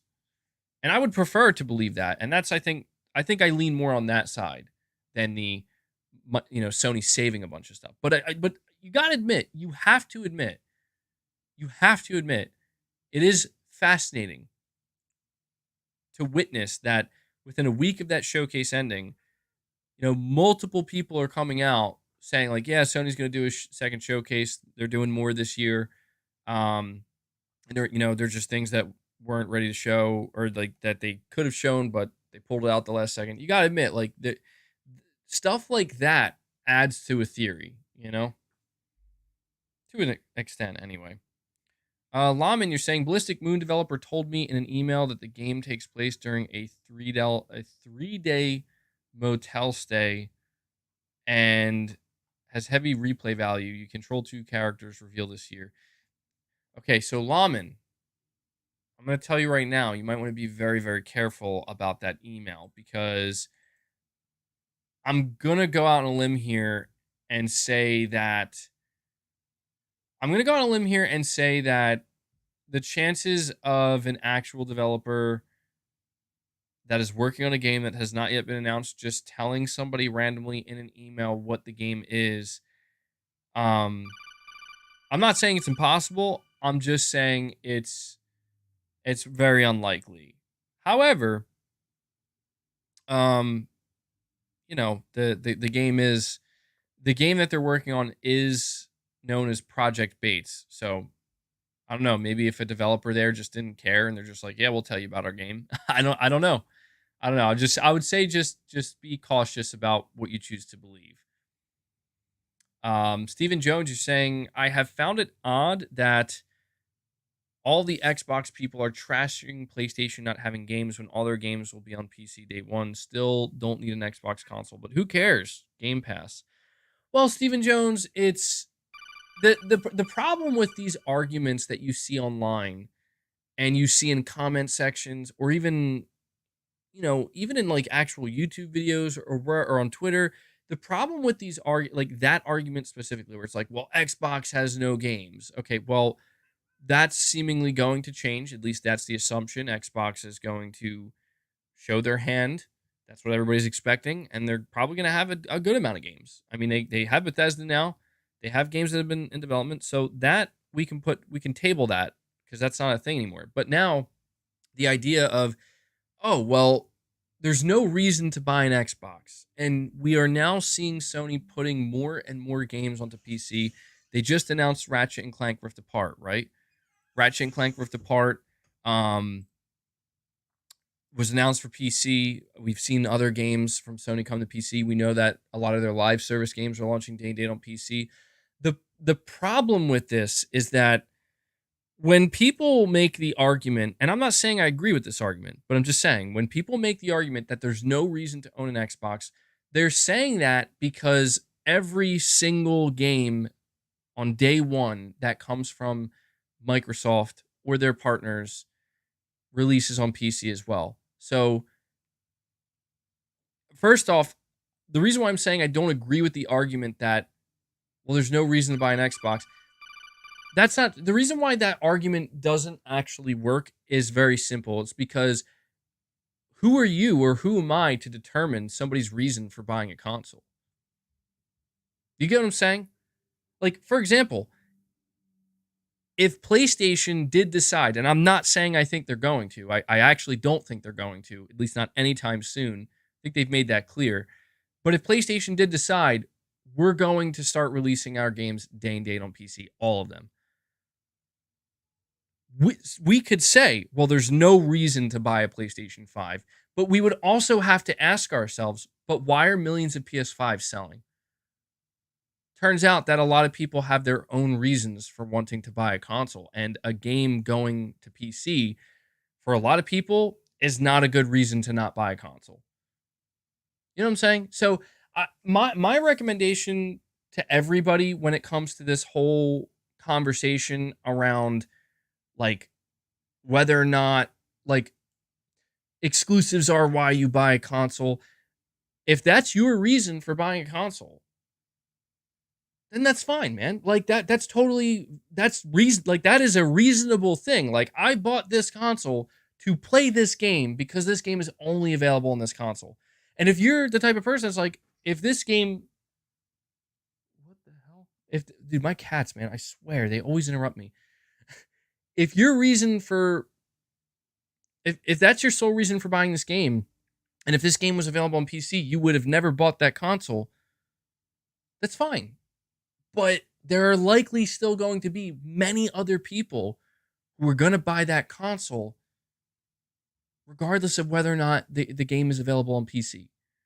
And so here's the important, this is such an important thing to highlight though, Steven. And this is where it's so difficult to pay attention to any of these conversations, because they remove the actual facts from them. And this is the fact.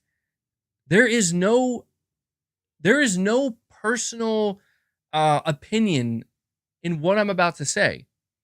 Fact. Microsoft Studios. Every single Microsoft Studio title releases day and date on PC and console. Fact. Not every PlayStation Studios title releases day and date on PC. That is the way it is. Now, people try to make these arguments. Well, it's like, well, I'll just sit back and wait till it comes to PC. Like, okay, but surely you have to understand, logically speaking, that not everybody's going to do that. That potentially millions of people are going to decide, I'm not fucking waiting for Spider-Man 2 to go to PC. I want to play that shit now, so I'm going to go buy a PS5. People remove that from the conversation, and I have no idea why. Like, the only thing I can think is the reason why people remove that from the conversation is because they're trying to, I don't know, I guess they're trying to like rattle fanboys or whatever and like get fanboys upset. But it's like, dude, like if you're just speaking logically, a lot of people are going to go buy PS5s because Final Fantasy 16 is launching on June 22nd on PS5. And even though it is confirmed to come to PC, a lot of those people are not going to wait. And for anybody who is willing to wait, what are they losing? They're not losing anything. I mean, I could see why they're a little bit annoyed because it's like, who wants to wait? But if your only concern is, will I be able to play this on my platform? And the answer is yes, just you got to wait a little bit. Then, you know what I mean?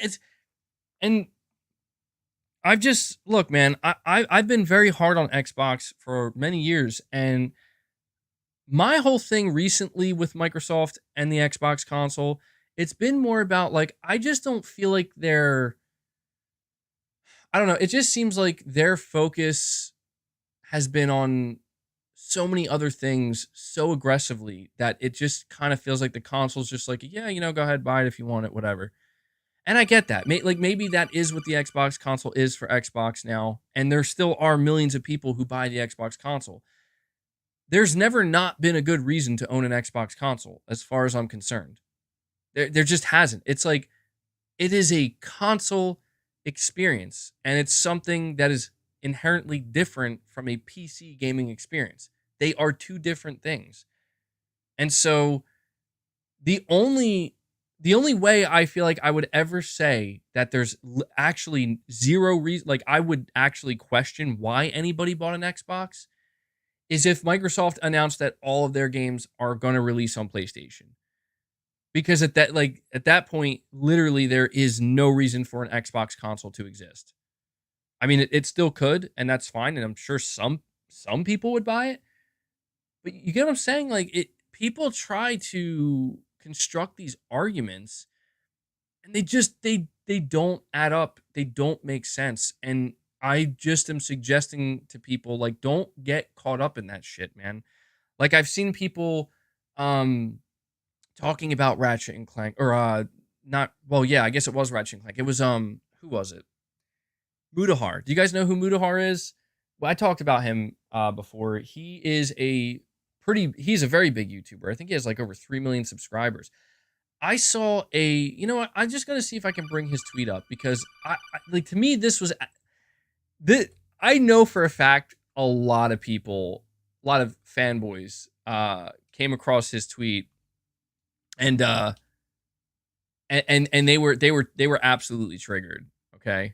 And I gotta find where he said it.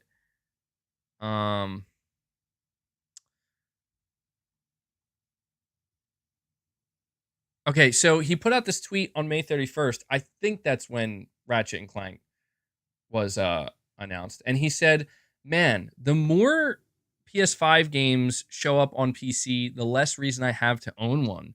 Don't mind it. Debating just holding off on Spider-Man 2 this year for the eventual Steam release. Now, here's the thing.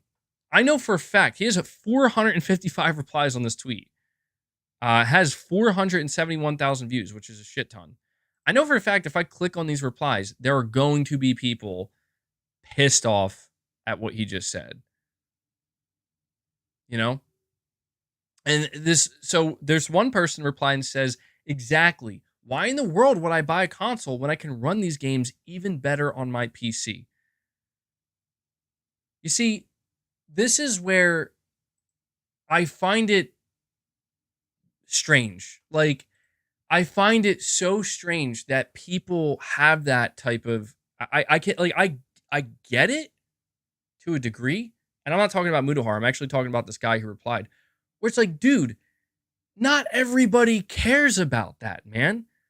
Like, why do PC players think that the number one thing for everyone is I need the best settings and highest resolutions and the highest frame rates? Like, dude, there are millions upon millions of people who do not care about that. They just want a game to look decently well. And that's exactly what the console offers. Like, why is it that a lot of these, like responses like that from PC guys, it's like, dude, you're also not taking into account how much did your rig cost? Like, how much is your PC? How much money are you investing in your PC to get these things? And that's fine. Like, that is an awesome option to have. And there are a lot of people who do want that. But I just think it's weird that, like, some people like console, man. This person, and so get this though. On the other side of the coin, another reply from somebody says, "What a silly take. Wait 2 or 3 years to play a game due to brand loyalty. L." Like, I don't get that either. Like, the dude is just saying he might just wait. And that's Mudahar's take makes perfect sense. That's what I'm trying to say.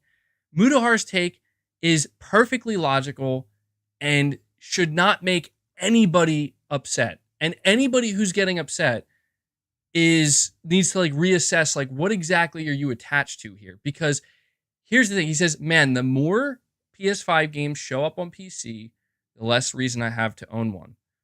Now, there's so many replies. I know for a fact that there are people in his replies fighting him, saying there's absolutely a reason to own a PS5. Like, first of all, who the fuck cares? You know what I mean? Like, who cares what your fucking reason is for owning a PS5? Why is this a conversation at all? Like, if you want a fucking PS5 to just look cool in your living room for when guests come over, that's a perfectly fucking valid reason to buy a PS5. I would never buy a PS5 for that reason, but that doesn't fucking matter to me. You see what I'm saying? Like, this is just where these conversations divulge into fucking drivel, man, where it's like, what is anybody talking about anymore? Like, if you want Spider-Man day one, buy a PS5. If you're willing to wait a year, 2 years, I don't know, I don't know how long it's going to take Sony, but you're going to have to wait, then just wait. If you're willing to wait that long for Spider-Man 2, then it's not like a must-play game to you. And it doesn't have to be. MBG, you care. Why are you talking about it? Great question. I don't even know. I don't know. I honestly don't. This is like the part of the stream where I'm very confused how I got here. This is like the equivalent if I was like driving on roads. Like, I started driving on roads that I'm familiar with and I know where I'm going, and then I started speeding and ignoring all the signs, and now I'm just, wait, where am I? How did I get here? But yeah, like I just look, when I read this tweet from Mudahar, the whole thing about it is Mudahar's tweet, the reason why it triggered some people is because the way he words it. Man, the more PS5 games that show up on PC, the less reason I have to own one. I don't mind it. That is going to make certain people feel uncomfortable because it's going to make them be like, well, wait, if you're questioning your reason to own a PS5, why do I own a PS5? Like, dude, just relax. Take a deep breath. why do you own a PS5? Why did you buy one? And if the answer is for exclusives, at that point, the response is, okay, well, you can just go to PC. And if you wait long enough, not all, but a lot of these exclusives will probably make their way over. But if your reason for buying a PS5 is because it's like, dude, I got to play God of War day one. I got to play Ratchet and Clank day one, right? That's a pretty good I mean, let's just be honest right now. That's a good reason to buy a PS5. Now, if that ever changes, if Sony comes out and is like, yeah, we're dropping all our games day and date on PC. Again, just ask yourself, where do you want to play, bro? It's that simple. But yeah, I come across random stuff like this sometimes, and it's funny to me, man, because I just don't know. Dude, Opera GX responded to Mudahar saying, bro, you're missing out on Astro's Playroom. That shit's lit. No lies detected here, man. No lies detected here. And Hellbound 1981 with another 5 memberships gifted. Thank you so much, Hellbound. I really appreciate that, man. Bringing us up to 56 members on the day. Love to see it, dude. I appreciate the continual support. Let's get some W's in the chat for Hellbound. I'm just scrolling through here real quick to see. Another top comment says both PS5 and Xbox have been out for almost 3 years, and it's insane to think how few amazing exclusive games there are for either. Pretty insane. I mean, I guess there's some truth to that. I don't know, man. I find that I don't necessarily agree with this take. I see this take all the time, and I think it's fine. Everybody's entitled to their opinion, obviously, but I don't know that I agree with that take because, like, dude, I don't know. I feel like Sony's been pretty good. I mean, if you're talking about just PS5 exclusives, yeah, maybe that doesn't make much sense. But I just mean in terms of PlayStation Studios' output this generation so far, I think it's been pretty damn good, man. Hasn't been perfect, but pretty solid. Like, I get, and I'm not trying to make it a console war thing. I'm really not. But I just find it, I guess I just find it weird sometimes when it's like people are willing to just group PlayStation and Xbox together. It's like Xbox has had some games for sure, but I don't know, man. I just feel like the consistency, I don't know. It's all subjective, I guess, right?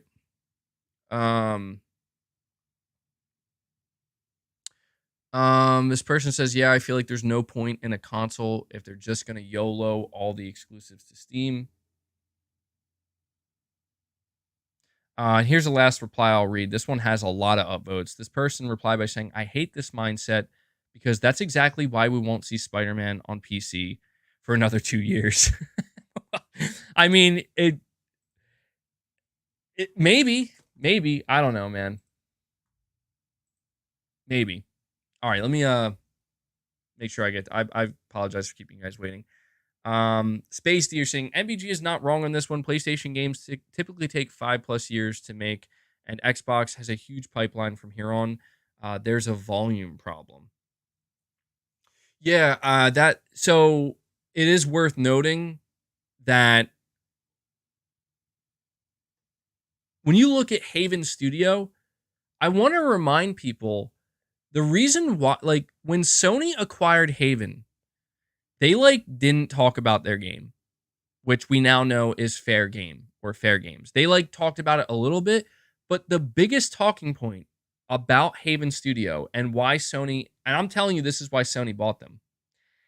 They explained that Haven Studio, the development team over there, has constructed a new way to develop AAA games that utilizes the cloud, where you're basically making your own AAA game in the cloud. And it has done something to where it has streamlined the process and made it way more efficient, and seemingly has progressed. They've made strides. like big strides in progression of development of their game in very short periods of time. And this caught the attention of Sony. And that's when I realized, like, when we heard that Mark Cerny was working with Haven, it made me realize, and look at this game, dude. Mark Cerny's, I don't think he has anything to do with the development of Fair Game. Maybe he does, but I'm thinking he doesn't.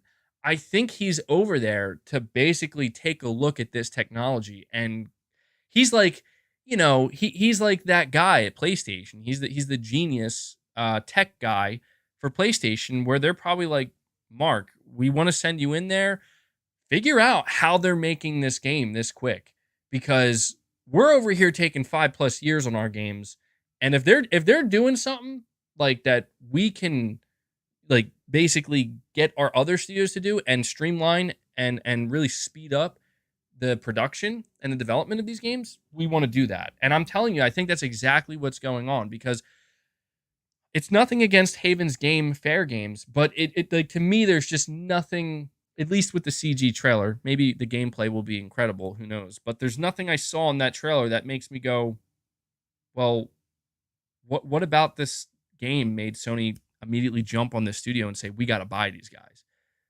It's apparently the technology that they're using. So that's very interesting to me, and it does make me wonder if, who knows, maybe Haven Studio will be the smartest studio purchase Sony's made since Insomniac, because if it's true that Haven has basically created or came up with a new, very cutting edge development pipeline for AAA gaming, and now Mark Cerny's over there, who knows, man? Maybe Sony's really on to something.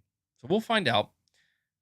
New Soul 9, you're saying, let's keep in mind this Fable is a whole reboot like God of War, so I'm expecting this to not be easy for Playground. Hope we can see it at the showcase. Yeah, definitely not, man. I'm not jumping on that bandwagon of like, yo, Playground Games is gonna fuck this up and they can't get it right. Like, dude, they've made a racing game with an incredible open world. It's an incredible racing game. But yeah, these guys are gonna go through a struggle, as they should. Like, they're in completely unfamiliar territory, brand new ground. They've never done anything even remotely close to this before. It's going to take a long time, and there's going to be a lot of problems that come up. And I'm not rooting against Fable, dude. I'm not rooting against. Hell no, I'm not rooting against Playground Games. Like, I want this game to be good. Fable, depending, like, I don't have a big history with Fable, and I've never like really gotten super into it. But the idea of like, we're rebooting it, we're starting it over, and it's going to be a big game. And it's being done by a studio I respect. Yeah, I'm ready for it to be like, damn, I hope this is a big hitter for Xbox. So I hope it shows up as well, man. Domingo813, you're saying, I know in South America games are super expensive along with the low salary. Game Pass would be a good deal for them, especially if the ABK deal passes. Yeah, and that's a great point. And I've seen so much of that, man. I've seen people from all over basically, just begging Microsoft to get this deal to go through, and I cannot blame them, dude. From a consumer standpoint, where you're looking to save money, and if like I said, if the deal's going to go through either way, then let's try to look at it as optimistically as we can, because what else can we do? Our hands are tied at that point in terms of making any long-term arguments. So thank you, Domingo. We're internal. You're saying, just traded my Series X in for my second PS5. Damn, bro, that is brutal. That is brutal. I thought you were just gonna say PS5, but your second PS5. Yeah, it's interesting. I have to be honest when I say that I do not regret not buying a Series X. A lot of people ask me, like, how come at the launch of these new consoles you didn't get a Series X? It's because there's just, I've been saying, like, I need Microsoft to show me something that makes me actually want to go buy that console, hook it up, and play on it. And that's why I've been talking about it, but yeah, I am excited for the Xbox showcase, because it's like, if there was ever a time where it's like, okay, Microsoft, this would be a great time for you to show something, to get me going. because I've been waiting. Severin Evans, you're saying, MBG, we hear a lot of rumors. Silent Hill 2, a new Bloodborne, or a remaster. Showcase rumors were around for almost 2 years. I don't know if is that a real word? Unfettered? Maybe, I don't know if you meant to say unfiltered speculation can hurt things too. They set expectations. It's not good. You are right about that. You are right about that. And that is something that is undeniable. Yes, these rumors, they create expectations. And a lot of people have always asked me, like, MBG, how come you don't stop covering rumors? Like, how come you don't stop talking about them? Or like these insiders? Do you know why? Because, dude, I could say to you and to myself, I'm not going to care anymore. Good luck. Good luck, because you know what? The next showcase rumor that comes out, I'm going to be paying attention. I'm going to be paying attention, and I'm going to be interested in it. Now, that's why I try to be a little bit easier on myself and say, okay, well, you're going to pay attention to the rumors. You're going to listen to them. Doesn't mean you have to base your expectations on them. And that is the key factor there, where going forward with any of these rumors, because more rumors are going to come up, just like with the most recently, Colin Moriarty came out. He said exactly what everybody, including myself, wanted to hear. What did Colin Moriarty say? Oh, yeah, my sources have told me, like, Sony's planning a second showcase this year. That should be obvious. Dude, I want nothing more than to be like, hell yeah, there we go. It's happening, boys. Let's go. Like, we have confirmation, but it's not confirmation. It's like, I personally am like, well, he's probably right. I mean, Colin Moriarty to me seems like a pretty trustworthy source. However, I'm not going to allow it to influence my expectation. That's where I'm going to cut it off, where it's like, I'm not going to sit here and get excited about what I heard, because that's not, I've been down that road many times, and a lot of times it can lead to disappointment. So what I'm going to say is, hey, that is great to hear, and I hope it's true. And it's nice to hear it from somebody like that. But I'm just going to sit back, and we'll see if it happens or not. And if it does, awesome. And we'll also, at least, we'll be able to know that Colin, he's a reliable source in that sense. But I'm not, a part of me does want to get like hype and be like, I knew it. Like, I knew Sony was holding back. Like, I knew, and I know it's like, that's hopium, bro. And it is like, that's a lot of hopium. And, hopium leads to, higher expectations. And I think having high expectations is important in some regard, but there's a balance you want to achieve, because having high expectations is what's going to let these companies know that we expect something good. And when they don't bring something good, we got to let them know. But, once you cross that line where it's like, okay, we went from having high expectations to now we're in territory where it's like, dude, I don't know, man. Might want to reel it back a little bit. So I appreciate the super chat, Severin. Disco Cobra 2013, thank you so much for the 20, man. You're saying, I'd say the reason I buy PlayStation at this point is for the exclusive access, but also I just love the Sony platform, and I want to own all their consoles. Decent PCs run about $1,500, give or take, unless you don't care about graphics. And there's a second super chat from you, so I appreciate that, man. You're saying also we need to realize that a good amount of PC ports are botched from Sony and other studios. It's like they don't do enough testing to see how they run on PC before launch. Some might be okay, but most are not so good. And yeah, and I'm glad you said this, Disco Cobra, because that's who would argue against that? Like, you say at this point, the only question I have for you, Disco Cobra, and I'm just because I'm genuinely curious. How would you feel about the PlayStation console? Like, let's just say the PlayStation 6, this is total hypothetical. I do not think this is going to happen. But how would you feel if Sony did announce at the PlayStation 6 that day and date for all games on PC? Because you mentioned here that you just love the Sony platform, and you like to own all their consoles. And it's like, there is something to be said for that. I think this is the argument that I've always tried to make, not aggressively, maybe sometimes aggressively, but just an argument that I've been passionate about, because that that's I just think that there's something to be said for that. I don't know what else to say other than, if you turn on a PlayStation console, it doesn't, like, regardless of what you're choosing to play, everything about that experience, almost everything, or at least a good chunk of that experience, is similar to PC, but it also has aspects to it that are completely unique to the PlayStation console.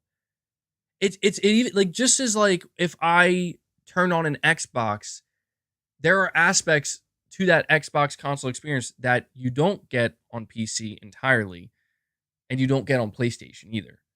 And it's just kind of simply unique to that. And for everybody, it's different for everybody. But, to me, that's kind of just where I think what I've brought it down to is something very simple. And I know I sound like a broken record saying this, but it is very relevant to your super chat. And it's that a person who decides to buy a console, they don't have to explain their reasoning for doing so. Just like a person who decides to game on PC doesn't have to explain their reasoning. And I understand that a lot of these discussions it's interesting, engaging, and as you can see, I literally do this here almost every day. It's something we want to do. We want to discuss these things. We want to talk about the pros and cons of all of these things. And then, with that comes just the natural mentality of, people begin to believe that, well, my experience is the best experience, and my way of doing it is the best way, and this way is the ideal way. And it's like, I get why people come to those conclusions, and I've had that happen as well before, where it's like, I've said many times, like, I cannot understand why there are people out there that make these, like, kind of screenshots, or these gifs, or whatever, these memes, I should say, that basically try to make it seem like every first party PlayStation Studio title is like the same game. Meanwhile, they're talking about how much fun they're having with a game like Grounded or something. And it's like, I think that's crazy, but at the same time, like, that like, people are allowed to feel that way, man, and that's their prerogative. Like, that's, who am I to say that you're not allowed to feel that way? Like, of course you are. If you don't want to, support PlayStation and their games because you just think they're all the same, and they're all boring, I will disagree heavily, because I simply don't see that at all. But at the same time, like, every person has to do what they want to do, man. And they should. And I just think that when we get engaged in these conversations, and we're trying to make points, and we're trying to explain certain things, I think it's easy to get lost in that, and forget that, like, dude, to each their own. To each their own. So I appreciate the super chats, Disco Cobra. And yeah, I mean, you mentioned with your second super chat how a lot of games launch in a very rough state on PC. I'll tell you right now, that is probably, for me, one of the biggest turnoffs to PC gaming. And I know, I'm not saying it's PC gaming's fault. It's not. It is the developer's fault, where it's like, why is your game not properly optimized for PC? It does seem like a lot of AAA games launch with PC kind of taking a back seat in terms of optimization. And I think that's just because optimizing for PC takes longer, because there are way more configurations you have to keep and, take into account. But seeing how many games have launched in a nearly broken state, or a less than ideal state on PC, that is that is one reason for me personally where it seems kind of risky. You know, I feel like that is a really shitty thing where it's like if you invest a lot of money into an expensive PC, you know, gaming PC, and you're looking forward to taking advantage of all the bells and whistles that a game offers, and it's like, well, you bought the game, but now you're gonna have to wait because it's not properly optimized, and you know what I mean? Like that, that to me would end up probably making me go to console gaming because I would just be like, dude, I'm tired of dealing with this. You know what I mean? That doesn't sound. It just sounds like that's not. And I do feel bad for PC players that have to deal with that because it's like they shouldn't have to deal with that. You're paying money for more expensive parts, for more expensive configuration to do more, and you're paying money for your game. At least I'm assuming you're paying money for games. Um, you know, you're saying it's not that bad. Yeah, well, I don't have firsthand experience. I just and that's where maybe people online make it sound way worse than it actually is. But I mean, yeah, it's just and I don't want to make it sound like games don't ever launch broken on console. They definitely do. Yeah, there are definitely unoptimized games on console as well. It just always seems to me that like the PC, like if a game launches somewhat unoptimized on console, it's even worse on PC, which I guess makes sense if you think about it. You're saying if you have top end PC, you can brute force it.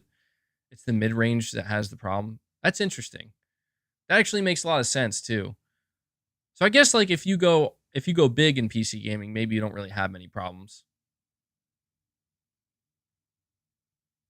I guess in a way, yeah, that makes sense to me. Perfect image. You're saying, want an Xbox, buy a PC. PC is way better for FPS. Well, there you go. Perfect image has the answer for everybody. You want an Xbox, buy a PC. You're saying, but the thing is, the top end only lasts for like 1 to 2 years. Yeah, I guess that's where like there's a huge separation between console and PC. Where on console, there's always been that like, you know, when you invest in a console, you expect developers to really take advantage of it for many years. To whereas like with PC, when you do, like you said, invest in the top end, it's just going to be another year or two before it's like, well, if you want to be at the cutting edge, you're going to have to, you know, upgrade again. And people like doing that. That's, you know, nothing wrong with that. In perfect image, you're saying I've been a Sony fan since the PS2, 3, 4, and 5, and Vita. That's a long time, dude. Yeah, I mean, that's why I don't know. That's why I ended up getting this picture you can see behind me with the PlayStation consoles on it because it's very nostalgic for me. Like, it is something that obviously I put a lot of thought into because of my channel. It's based on PlayStation, but it is funny to me to think that like, dude, almost like most of my gaming history is on console. I remember when I was really young, I actually did game on PC, like way back. I don't know. Do you guys ever play these games? Just to give you an idea of like my young MBG, like way back in the day on a like probably Windows 98 or something PC. I think my dad brought home or some shit. And I remember playing it was like this it was like the Army Men games. You know, like the Army Men games where you play as like the Green Army Men. But this was like a it was like an RTS game. I was thinking it was made by like 3DO or something. And I just remember thinking that was really cool. And I got into it, but I never stuck with it, you know? I never really stuck with it. But that's like the extent of my like young like gaming on PC. After that, I mean, I think at that time I did have a PS1 and I'm like, yeah, I just like I don't know, I guess it stuck with me as a kid, man. Like um I remember as a kid I just was like I'm just going to chill in my chair and grab my PS1 controller and I had an N64 as well, but I remember between the N64, it's actually really interesting. When I was always apparently I think I was always destined to be a PlayStation player because I do remember because my memory is horrible, but the more I think about it, I remember I did have access to both a Nintendo 64 and a PlayStation 1. And I remember playing like Super Smash Bros. I think it was Ocarina of Time, Mario Kart. I remember playing all these Nintendo games, but I always preferred my PlayStation 1. I would always play those games, but I was always like, yeah, but I think I like prefer the place. Like, and I remember it was my dad. It was so weird. I was so young. I was trying to find PS1 games to buy. He was gonna buy me a game, and I remember, I forget where I was. I was at like this mart or something, and there was a wall of PS1 games, and I was looking at them. You know, I'm like real young. I'm looking at these games, and I couldn't decide which one to buy. And my dad, he was an Army veteran, an Army Ranger, and he was like, "Why don't you get this one, son?" And I'm like looking at it, and I'm like, Medal of Honor. I'm like, what is that? Like, I don't know. I don't know that I want to play that. And he was like, no, I think you should get it. That one looks pretty cool. And I was like, okay, I guess. And he bought it for me. And the thing about me, I remember being young playing the PS1. I sucked, man. Like, I really sucked at gaming. And I remember me and my cousin would play Medal of Honor, dude. And I think that is really what my first time like experiencing a game where I realized like, oh, so like video games aren't just things like Mario and stuff like that. And from that moment forward, I don't know, I guess my eyes kind of opened a little bit, even for as young as I was, with PlayStation 1 games in particular, where I just kind of realized like there are different types of games here. And I don't know, I guess it's just like, in my mind, it just felt like PlayStation had a different type. It had different types of games compared to Nintendo, and for some reason, it appealed to me more. Man, that's so funny to think. I don't think I've ever actually thought about that. I've always enjoyed Nintendo growing up, but I think like back when I was maybe 10, 11 years old, I think that's when I basically moved on from Nintendo. It was I did have a GameCube, and then after that, the Wii came after the GameCube, correct? Pretty sure it was the Wii. I didn't give a flying fuck about the Wii. And then, like, Nintendo just totally lost me, and I didn't really care about their handhelds at that point either. I think the last handheld I had for Nintendo was the SP. Is that what it was called? The Nintendo SP? Or the Game Boy SP? Am I remembering that correctly? I think I'm remembering that correctly. And I think that was like the last actual Nintendo handheld I had. And I did have a PSP.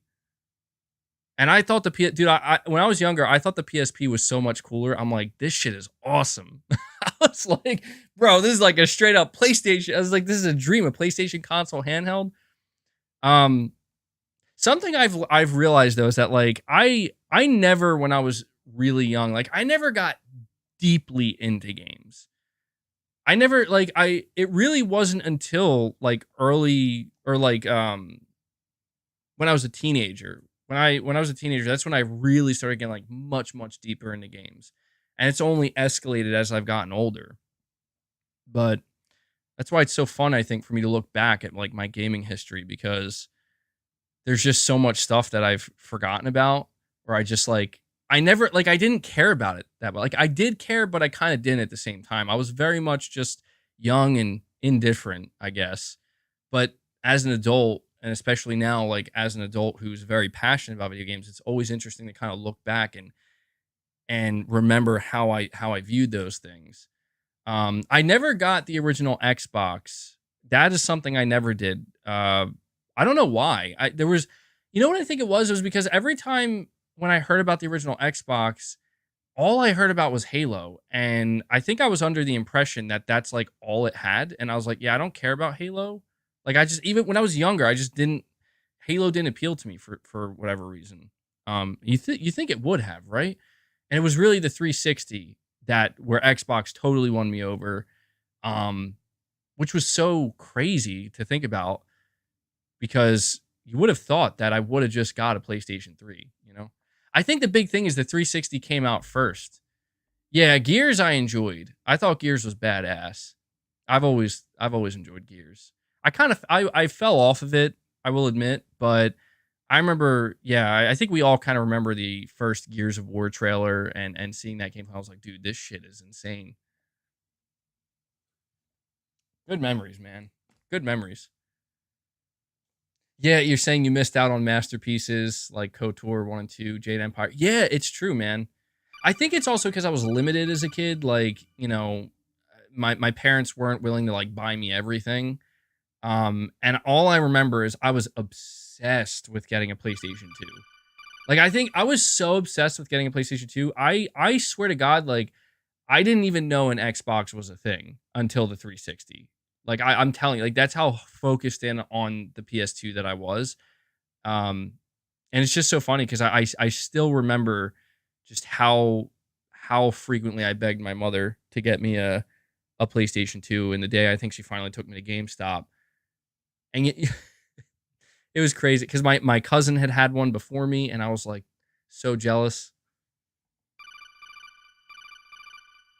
Man, the PS2 was such an amazing console. What an amazing console. Mick Ballsniff, you're saying, well, hold on.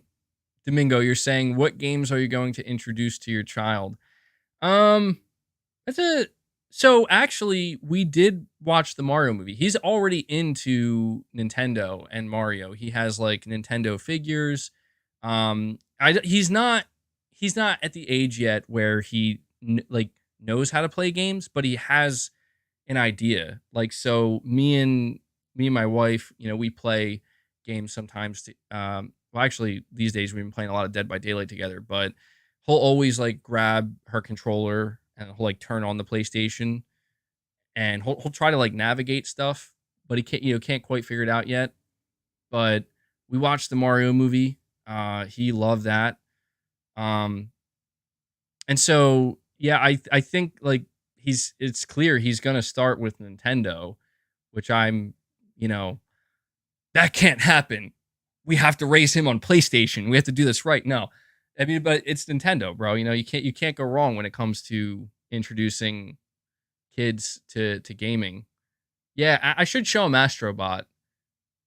I wonder if he would try playing it. I should try that. Astrobot, it would be a good start too. We got to keep it PlayStation. Raise him on Metal Gear Solid. Well, he's very young, man. He's not even 3 yet, so got to keep it kid friendly. Got to keep it kid friendly. But yeah, I didn't think of that actually. Astro would be a great game for him to check out maybe.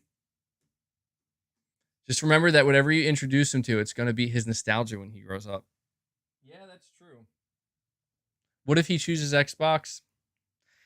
Well, I'm going to have to do something about that. No, honestly, I just think it would be cool if he just, is into gaming at all, because, I would like to steer him in certain directions, obviously, and introduce him to stuff.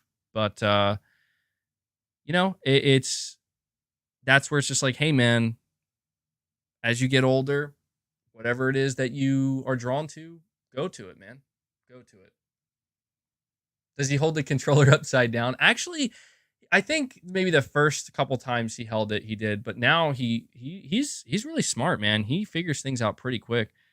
Like I wouldn't be shocked if he could actually figure out how to actually like play some type of game at this point. Cuz he plays games on the iPad sometimes, like educational games. So he's already in a way kind of gaming to a degree.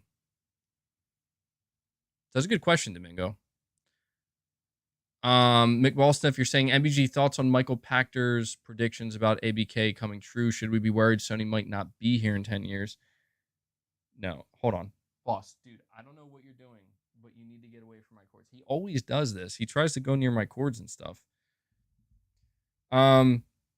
No, I'm not worried about anything like that. Like Sony not being here in 10 years? No way, dude. No way.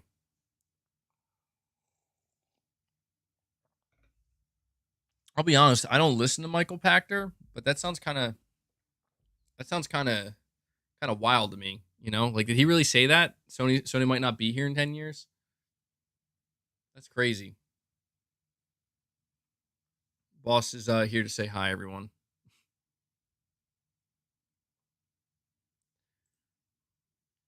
So my thoughts on it, to keep it as simple as I can, dude. I mean, I could see the Activision Blizzard deal closing, but I still see Sony absolutely not only being here in 10 years, but probably being still a very big force in gaming. Sony will not go quietly into the night. Josh, you're saying Synapse pre-orders just went live and a few games announced at Meta Showcase yesterday coming to PSVR 2, including Bulletstorm. PSVR 2 owners eating. So actually, yeah, I do have that as a topic. So thank you for bringing that up, Josh. Bulletstorm VR has been announced for PlayStation VR 2. I don't know if it has. I don't. So right now, I don't see a release date, but yeah, it is up for pre-order. However, get this. Um, this sounds like it might be. I don't know if it's bad news, but I have an article from Push Square. It says Ubisoft has a lot of Assassin's Creed on the way, but arguably the project we know the least about is Assassin's Creed Nexus VR, a virtual reality adaptation of the stealth series. The release reemerged overnight as part of a MetaQuest gaming showcase, where it was confirmed it will launch on the Quest 2 and the newly announced Quest 3 later this year. But more information will be shared during the E3 style press conference later this month. Oh, yeah, when is their Ubisoft Forward June 12th? Should I stream that? I should probably stream that. There's no word of exclusivity during the title's brief cameo, and Ubisoft deciding to reveal the title on neutral ground suggests PSVR 2 could be a possibility. So, yeah, I just wanted to bring this up because some people are not sure if, you know, if there's going to be a PSVR 2 version of this. I want to say if they didn't mention any exclusivity,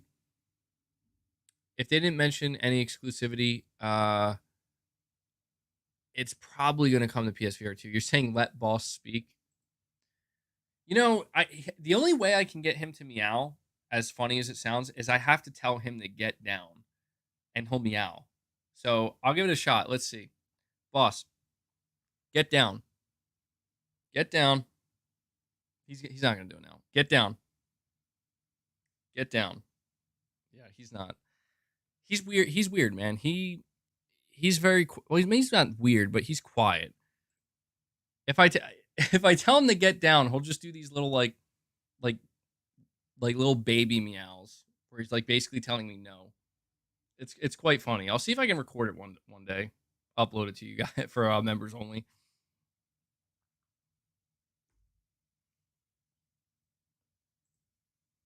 But yeah, Synapse, that game looks really good. Synapse actually looks solid. Whenever I get PSVR 2, that'll likely be a game I play. Perfect Image, you're saying, I'm sorry, Xbox controller reminds me of you typed Men 64 controller. Dude, I like the Xbox controller.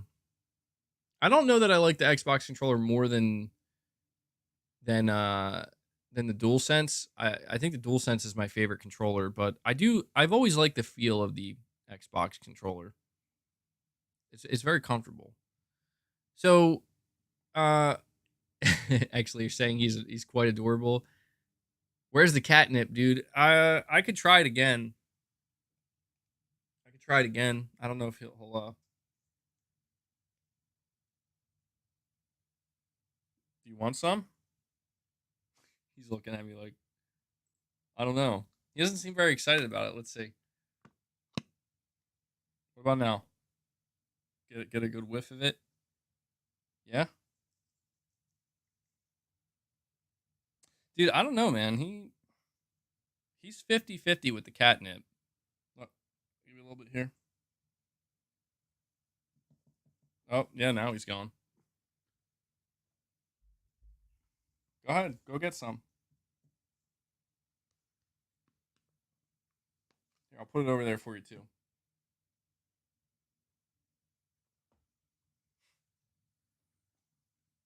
Go do your thing, boss. So now that he knows it's there, he might start. Yep, and there he goes.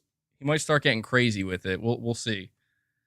We'll see. It's hard to determine how he's gonna react. It's weed for him. Yeah. Go ahead, boss. Get high. It's cool. It's cool. You just have a couple hundred people watching you. No pressure.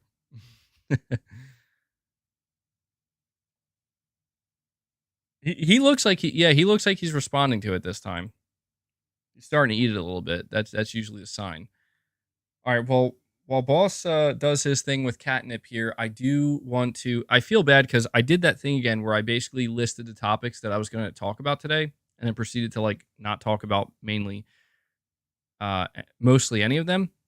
So we're going to dive into some of these topics because there are interesting, relevant things here that you guys are going to want to know about. The first, and I'm going to go through this one pretty quickly, but I did mention it. The PlayStation Days of Play deal. The deals are now up, and there are some pretty big savings for AAA PlayStation 5 games. So it was announced earlier, or as announced earlier, PlayStation Days of Play deals are live now with savings up to 85% on tons of major PS5 titles. There are literally over 500 active deals as part of Sony's annual sale, with players being able to save on over 120 PlayStation 5 games. And so I'm actually going to read to you some of the standout ones that you guys might be interested in. God of War Ragnarok, 29% off. It's $50. $40 for the PS4 version. Modern Warfare 2, if anybody is interested in that, 45% off, $38 US dollars. MLB The Show, 29% off, $50. The Last of Us Part 1, 29% off, $50. Horizon Forbidden West, 43% off, $40. Ghost of Tsushima Director's Cut, 58% off, $30. Dead Island 2, which actually came out very recently, 20% off. It's $56. Dead Space Remake, 30% off, $49. Marvel's Midnight Suns, 50% off, $35. Sonic Frontiers, 40% off, $36. Crisis Core Final Fantasy VII, 30% off, $35. Forspoken is 50% off. It's $35. Lego Star Wars, The Skywalker Saga, 60% off, $24. And Metro Exodus is only $6. So there you go. There's obviously way more deals than that, but I just wanted to let everybody know, if you're looking to buy any PS5 games, or you're waiting for some sales, now is the time. Death Stranding 2. Death Stranding 2, apparently the cast was handpicked by Hideo Kojima. He revealed this in a tweet, and this tweet garnered quite a bit of attention. I don't think it's like a major thing, but I guess it's kind of interesting. Hideo Kojima says, the recording won't be done for a while yet, but I've been thinking about casting for the Japanese dub for the main new characters in Death Stranding 2. Over the past few years, I've been studying by watching anime I don't normally watch, and I'm trying to watch the dubbed versions of the streaming contents as well as BDs. Casting is key to both the actors from Death Stranding 2 and the voice actors for the Japanese voiceover version. I can't leave this to others. I think it will work, though. I haven't made an offer. I wonder if they will accept it. But he basically goes on to explain that he doesn't do this through like any agencies or anything. He like handpicks it. And the only thing is, I don't know if that just goes for just the Japanese version of Death Stranding 2 or, the regular version as well. But little bit of insight there. We already talked about Microsoft. All right, we have some interesting news for Spider-Man 2 that I wanted to go over with you guys, and I'm probably going to make a separate video talking about some of this stuff because I think it's stuff a lot of people are going to want to know about, and not everybody's going to tune into the stream. So first, we're talking about something that we're getting confirmation of. Spider-Man 2's character switching has been detailed by Insomniac. Marvel Spider-Man 2, during the demo of the PlayStation Showcase, it had a key moment where the player pressed the square button to switch to Miles Morales. Many had questions after about how character swapping was handled, since it wasn't clear if it would be based purely on the narrative. Insomniac Games has now come out and detailed how this mechanic will play out in the final game and when players can take advantage of character swapping. As spotted by Gamatsu, game director Ryan Smith told Famitsu that players can move between the two Spider-Men freely within the significantly larger open world. Missions are a little different since some parts may require one specific Spider-Man, while others give users more freedom. There are a lot of things that are exclusive to a specific character depending on the content, but we're also preparing content that allows you to play as whichever character you like, said Smith. While they're both Spider-Man, while they're both Spider-Man and have some things in common, Miles is speedier than Peter, and they each have their own quirks. So we hope you can choose your favorite character. So yeah, this was something that I think was pretty important and worth acknowledging because a lot of people had questions as to whether or not, like, okay, so are you only going to be able to swap between Miles and Peter at certain times, or are you going to be able to freely do it? Pretty much the answer here is when you're playing story missions, there will be times where you can choose between who you want to play the mission as, but there will also be times where you have to play as one or the other for the sake of the story. But when you're just like exploring the open world or doing things in the open world, you can just instantaneously swap between either. So I think that's pretty good. And certainly I think something that a lot of people are going to be happy about. I have something else here from Push Square. A big part of the storyline in Marvel Spider-Man 2 involves Venom, one of the hero's best-known adversaries. The villain usually appears after Peter Parker utilizes and subsequently discards the alien symbiote that enhances his powers. This is a very well-documented series of events in the comics and movies, and Insomniac Games is planning its own interpretation in the sequel. A big part of the appeal with Venom is Spidey's black symbiote-infused suit, usually very minimalistic with a white spider emblem on solid black. The outfit is a fan favorite. However, the developer has created its own version, and as we've seen in the gameplay demo, it's kind of gross looking. It has a slimy sheen and clearly isn't made of typical materials. In fact, it's organic, which is why we see those inky tendrils shooting out of Peter's arms. Speaking to IGN, creative director Brian Intihar talks about the suit's design. He teases that the outfit's origin will tie into why it looks a certain way. In other words, there are narrative reasons why the version of the suit doesn't quite look like the symbiote costumes we're used to. Intihar adds that there's more to that suit than we've shown you in terms of visuals, so we can look forward to discovering those. He says that Insomniac's design aims to keep some familiarity, but also add new elements, which, like the team did, much like what the team did with other suits in previous games. The new suit isn't just for show, though. While playing as Peter Parker, you'll obviously be able to use his abilities. And it says here that, as we all know, if you're playing in this with the symbiote suit and you're doing those finishers, a lot of them are much more aggressive, a lot more brutal, which I think is cool. So yeah, I thought that was pretty interesting because people were kind of talking about the symbiote suit being like, I don't know if I like the way it looks. It looks kind of weird, and I think it's interesting that they're pretty much letting us know that that they have like there are story based reasons for why the suit looks the way it does, and it has that kind of like slimy look to it. And yeah, I don't know that anybody would want to touch him, because just it looks kind of gross, but it's pretty cool. It's pretty cool. Jason G, you're saying just wanted to throw out a PSA to tell everyone to go see Across the Spider-Verse. It's an easy 10 out of 10 and the best movie I've seen all year. Yeah, it's a huge movie that a lot of people are it's highly anticipated. So glad to hear it's a 10 out of 10. I'm not surprised. I'm gonna have to watch it at some point. How many of you guys are going to see Across the Spider-Verse? Is that a movie you guys are hyped for? I feel like it's obviously going to do really well. Spider-Man. You'll wait for streaming. You're seeing it tomorrow. Nice.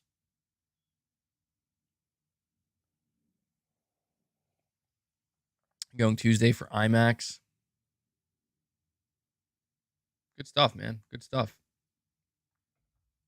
I appreciate the PSA, Jason G. According to Jason, you guys are in for a treat. I have one other topic here regarding Spider-Man.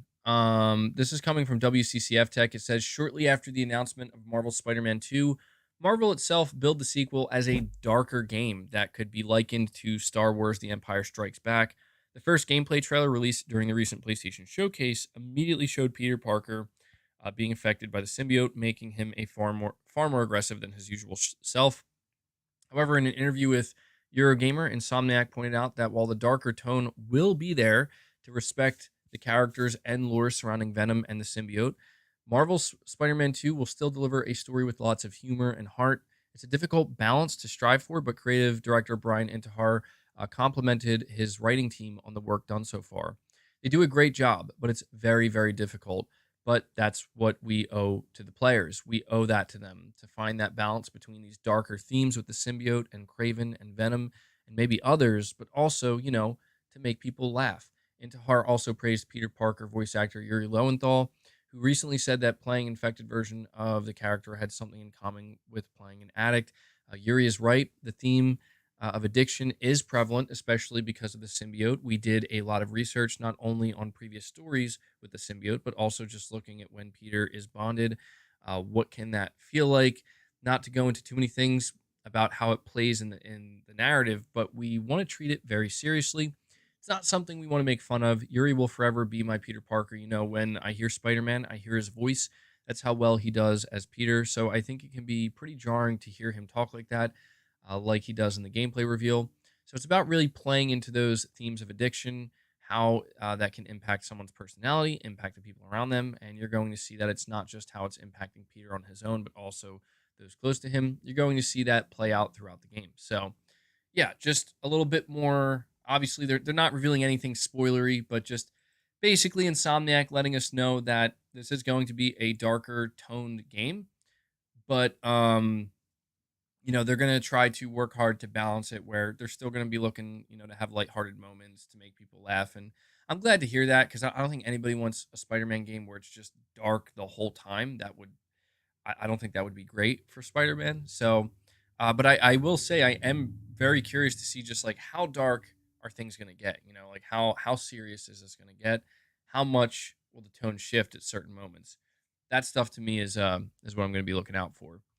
Now, with that being said, we're going to move on to the final topics of this stream, which talk about Final Fantasy.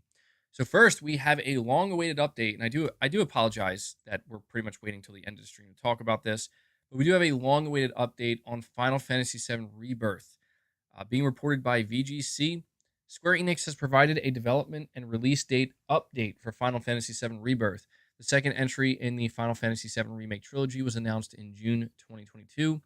At the time, Final Fantasy VII Remake series producer Yoshinori Kitase, who also directed 1997's original game, said Rebirth would be released next winter, meaning in late 2023 or early 2024. Quote, development is progressing smoothly and according to plan, end quote. This is what he said in an update on Friday. Quote, we are currently working on nailing down a release date for the game, end quote. When Final Fantasy VII Rebirth was announced, Kitase claimed development of the game was proceeding at an astonishingly fast pace for such a large-scale HD title. He added that making the middle part of the trilogy has its own challenges, but there are plenty of classic second installments in the world of film that are defined by stunning story twists and deeper explorations of their characters. Often these second installments become a favorite amongst the fans. So, yeah, I think that it's not a huge update, but it's definitely a welcome one. Basically, they're coming out saying that development is progressing smoothly. That's what you like to hear. And right now, they're in the process of figuring out an exact release date for this game. So it seems like maybe in the coming weeks and months, they might come out and let us know, like, possibly, maybe we'll get like a release date trailer. That would be pretty cool. So what I think is interesting about Final Fantasy VII Rebirth is, some people were definitely expecting it to show up at the PlayStation Showcase, and it didn't. A lot of people have said that, oh, well, it's because, they were showing Final Fantasy 16, so they don't want that to get in the way. But I would have thought that we would have seen a little bit more Final Fantasy VII Rebirth by now, especially knowing that apparently it's progressing so well. But what I want to do now, as the final thing for the stream, I want to watch this this Liquid Flame boss battle, Final Fantasy 16 boss battle with you guys. I thought that would be a pretty cool thing to do. I just got to get my headphones out here. I don't know if any of you have seen this yet.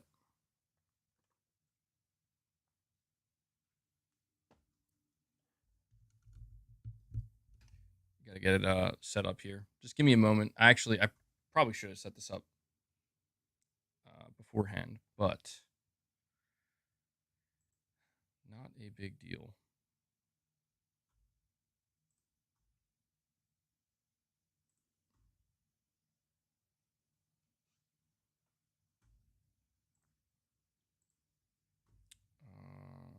Let me see. We'll do screen capture.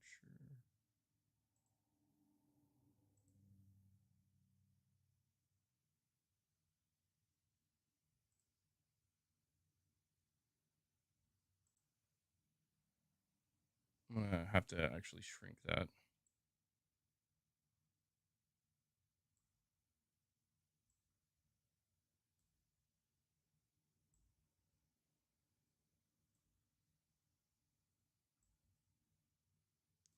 Has anybody seen this yet? I'm going to move over here more so I can.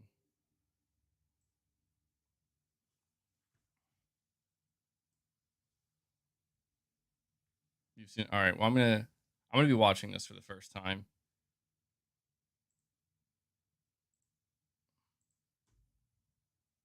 Let's check it out.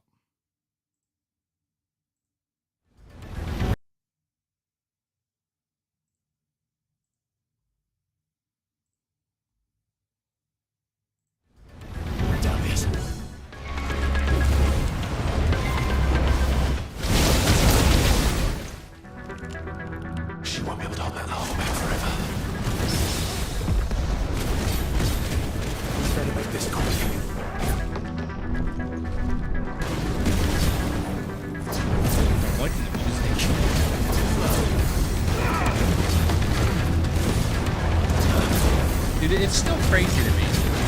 Like, it's still crazy to see what that's to be.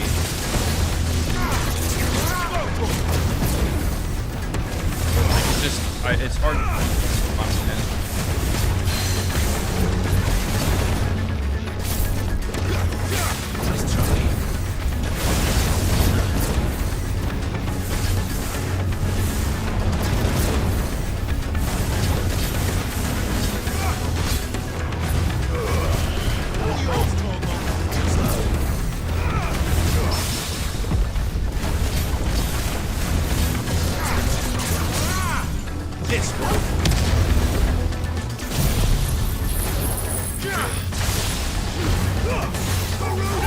Dude, it looks insane.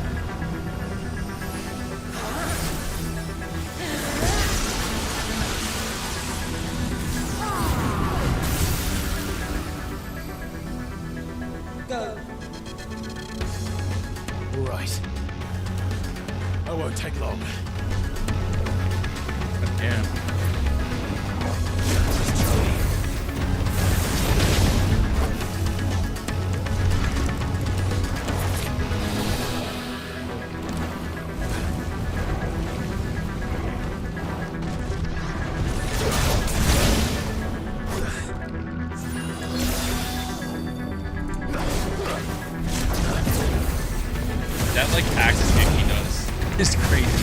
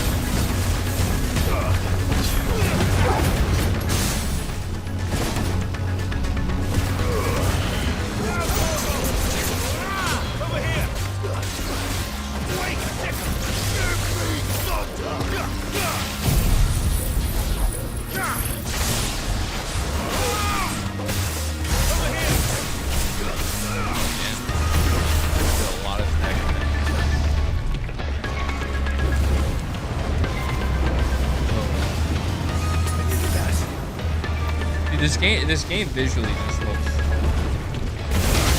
It's something else. Oh shit, that's wrong.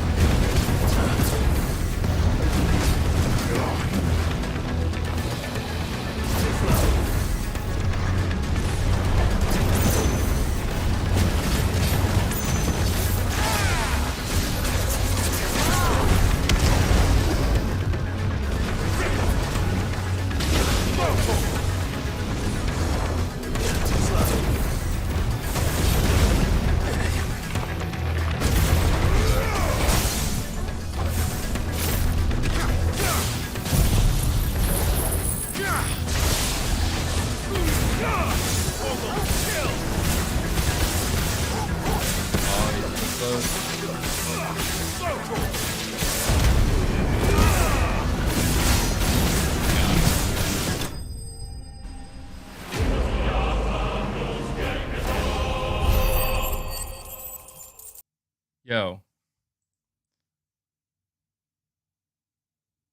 This game looks incredible, though.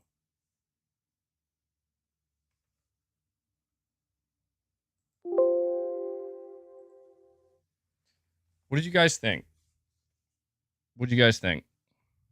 I mean, for me, it's like, all right, well, I'm beyond sold on the game. So it's like at this point, it just feels kind of torturous, you know? It just feels kind of torturous seeing more gameplay like this, because I'm just like, I don't know, man. It's close, but it still feels so far away. You got like 20 days. 20 days. That was awesome though, man. It's tough watching raw gameplay like that for me, because for as good as it looks, it's just like, I know it doesn't do it justice. You got to get in there, and you got to get you got to get the feel for it yourself. Same, was that a battle arena? I don't think so. Was it? I'm not sure. It just says, well, let me see. It says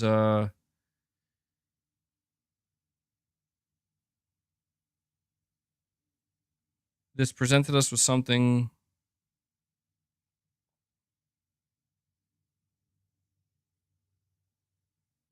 It doesn't say. It's part of IGN's first series. It says it's a new boss battle, new boss gameplay, Liquid Flame. So just like straight up raw boss battle gameplay that they gave IGN, which is pretty cool.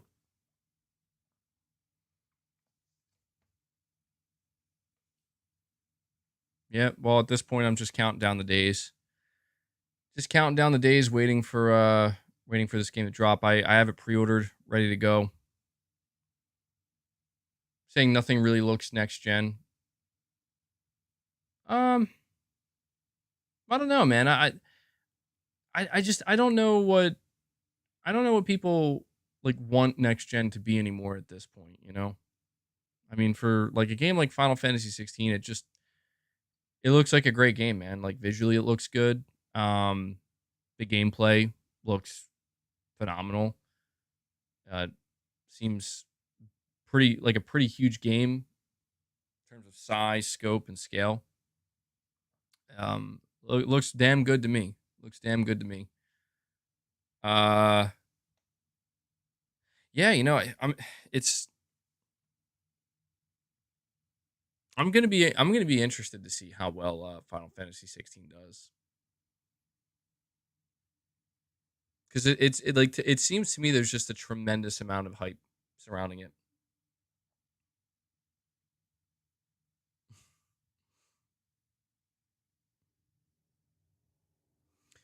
Well, guys, I do think that is gonna do it for this stream, though. I I covered all the topics I wanted to cover. I've talked about, I think, all that there is to talk about. I'm trying to just no MBG, you staying. Nah, dude, I gotta make sure I don't you know, I gotta pace myself if I'm gonna stream as frequently as I do. I notice a lot of times when I do like back to back like 4 or 5 hour streams, I get burned out too quick, man. Let's make MBG angry about Xbox so he rants for another hour. Take some of the catnip. I don't think the catnip would do anything for me, man. I don't think the catnip would do anything for me. But yeah, so I thought this was a good stream. We talked about the ABK deal again, but for a relevant reason. We talked about Spider-Man 2, we talked about Final Fantasy, we talked about Sony's big Days of Play sale. Talked a little bit about my history with PlayStation. So yeah, overall I think it was a good stream, and I also do want to thank you guys for your continued support. And with that being said, Zombie Dragon comes in with another membership gift. Zombie Dragon, I don't know how many that is in total for you today. I think it's like 6 or 7 or something like that. So I appreciate that, dude.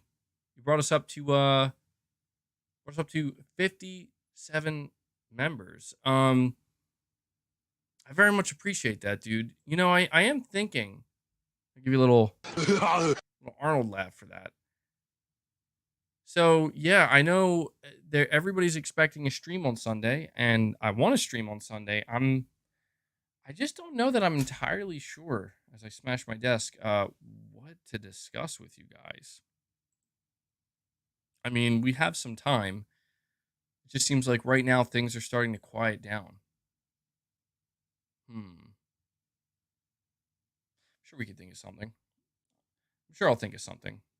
Saying a possible member only stream tomorrow. Yeah, so like I said, just a reminder before I head out here. My hope is to do a members only stream tomorrow. Probably won't be a super long one, but you know, just something where we can hang out for a bit. Maybe react to some stuff. I do have a very busy day tomorrow, so there is a chance I might not be able to make it happen. I'm gonna try. I will just tell everybody, if you're a channel member, be on the lookout for a notification. I will put a community post out letting you know, you know, that the stream is starting soon, probably within like the hour. So look out for that. But yeah, before I head out today, guys, I do want to once again thank everybody. You know, even on days like this where, you know, there's not like a whole lot of exciting stuff going on. You know, it's a pretty chill day, pretty relaxed day. No breaking news, but still some topics to talk about. I try to make sure I can keep the content flowing. You guys come in, you show your support. We are at 57 members on the day. Do not be fooled by the bar that you see here.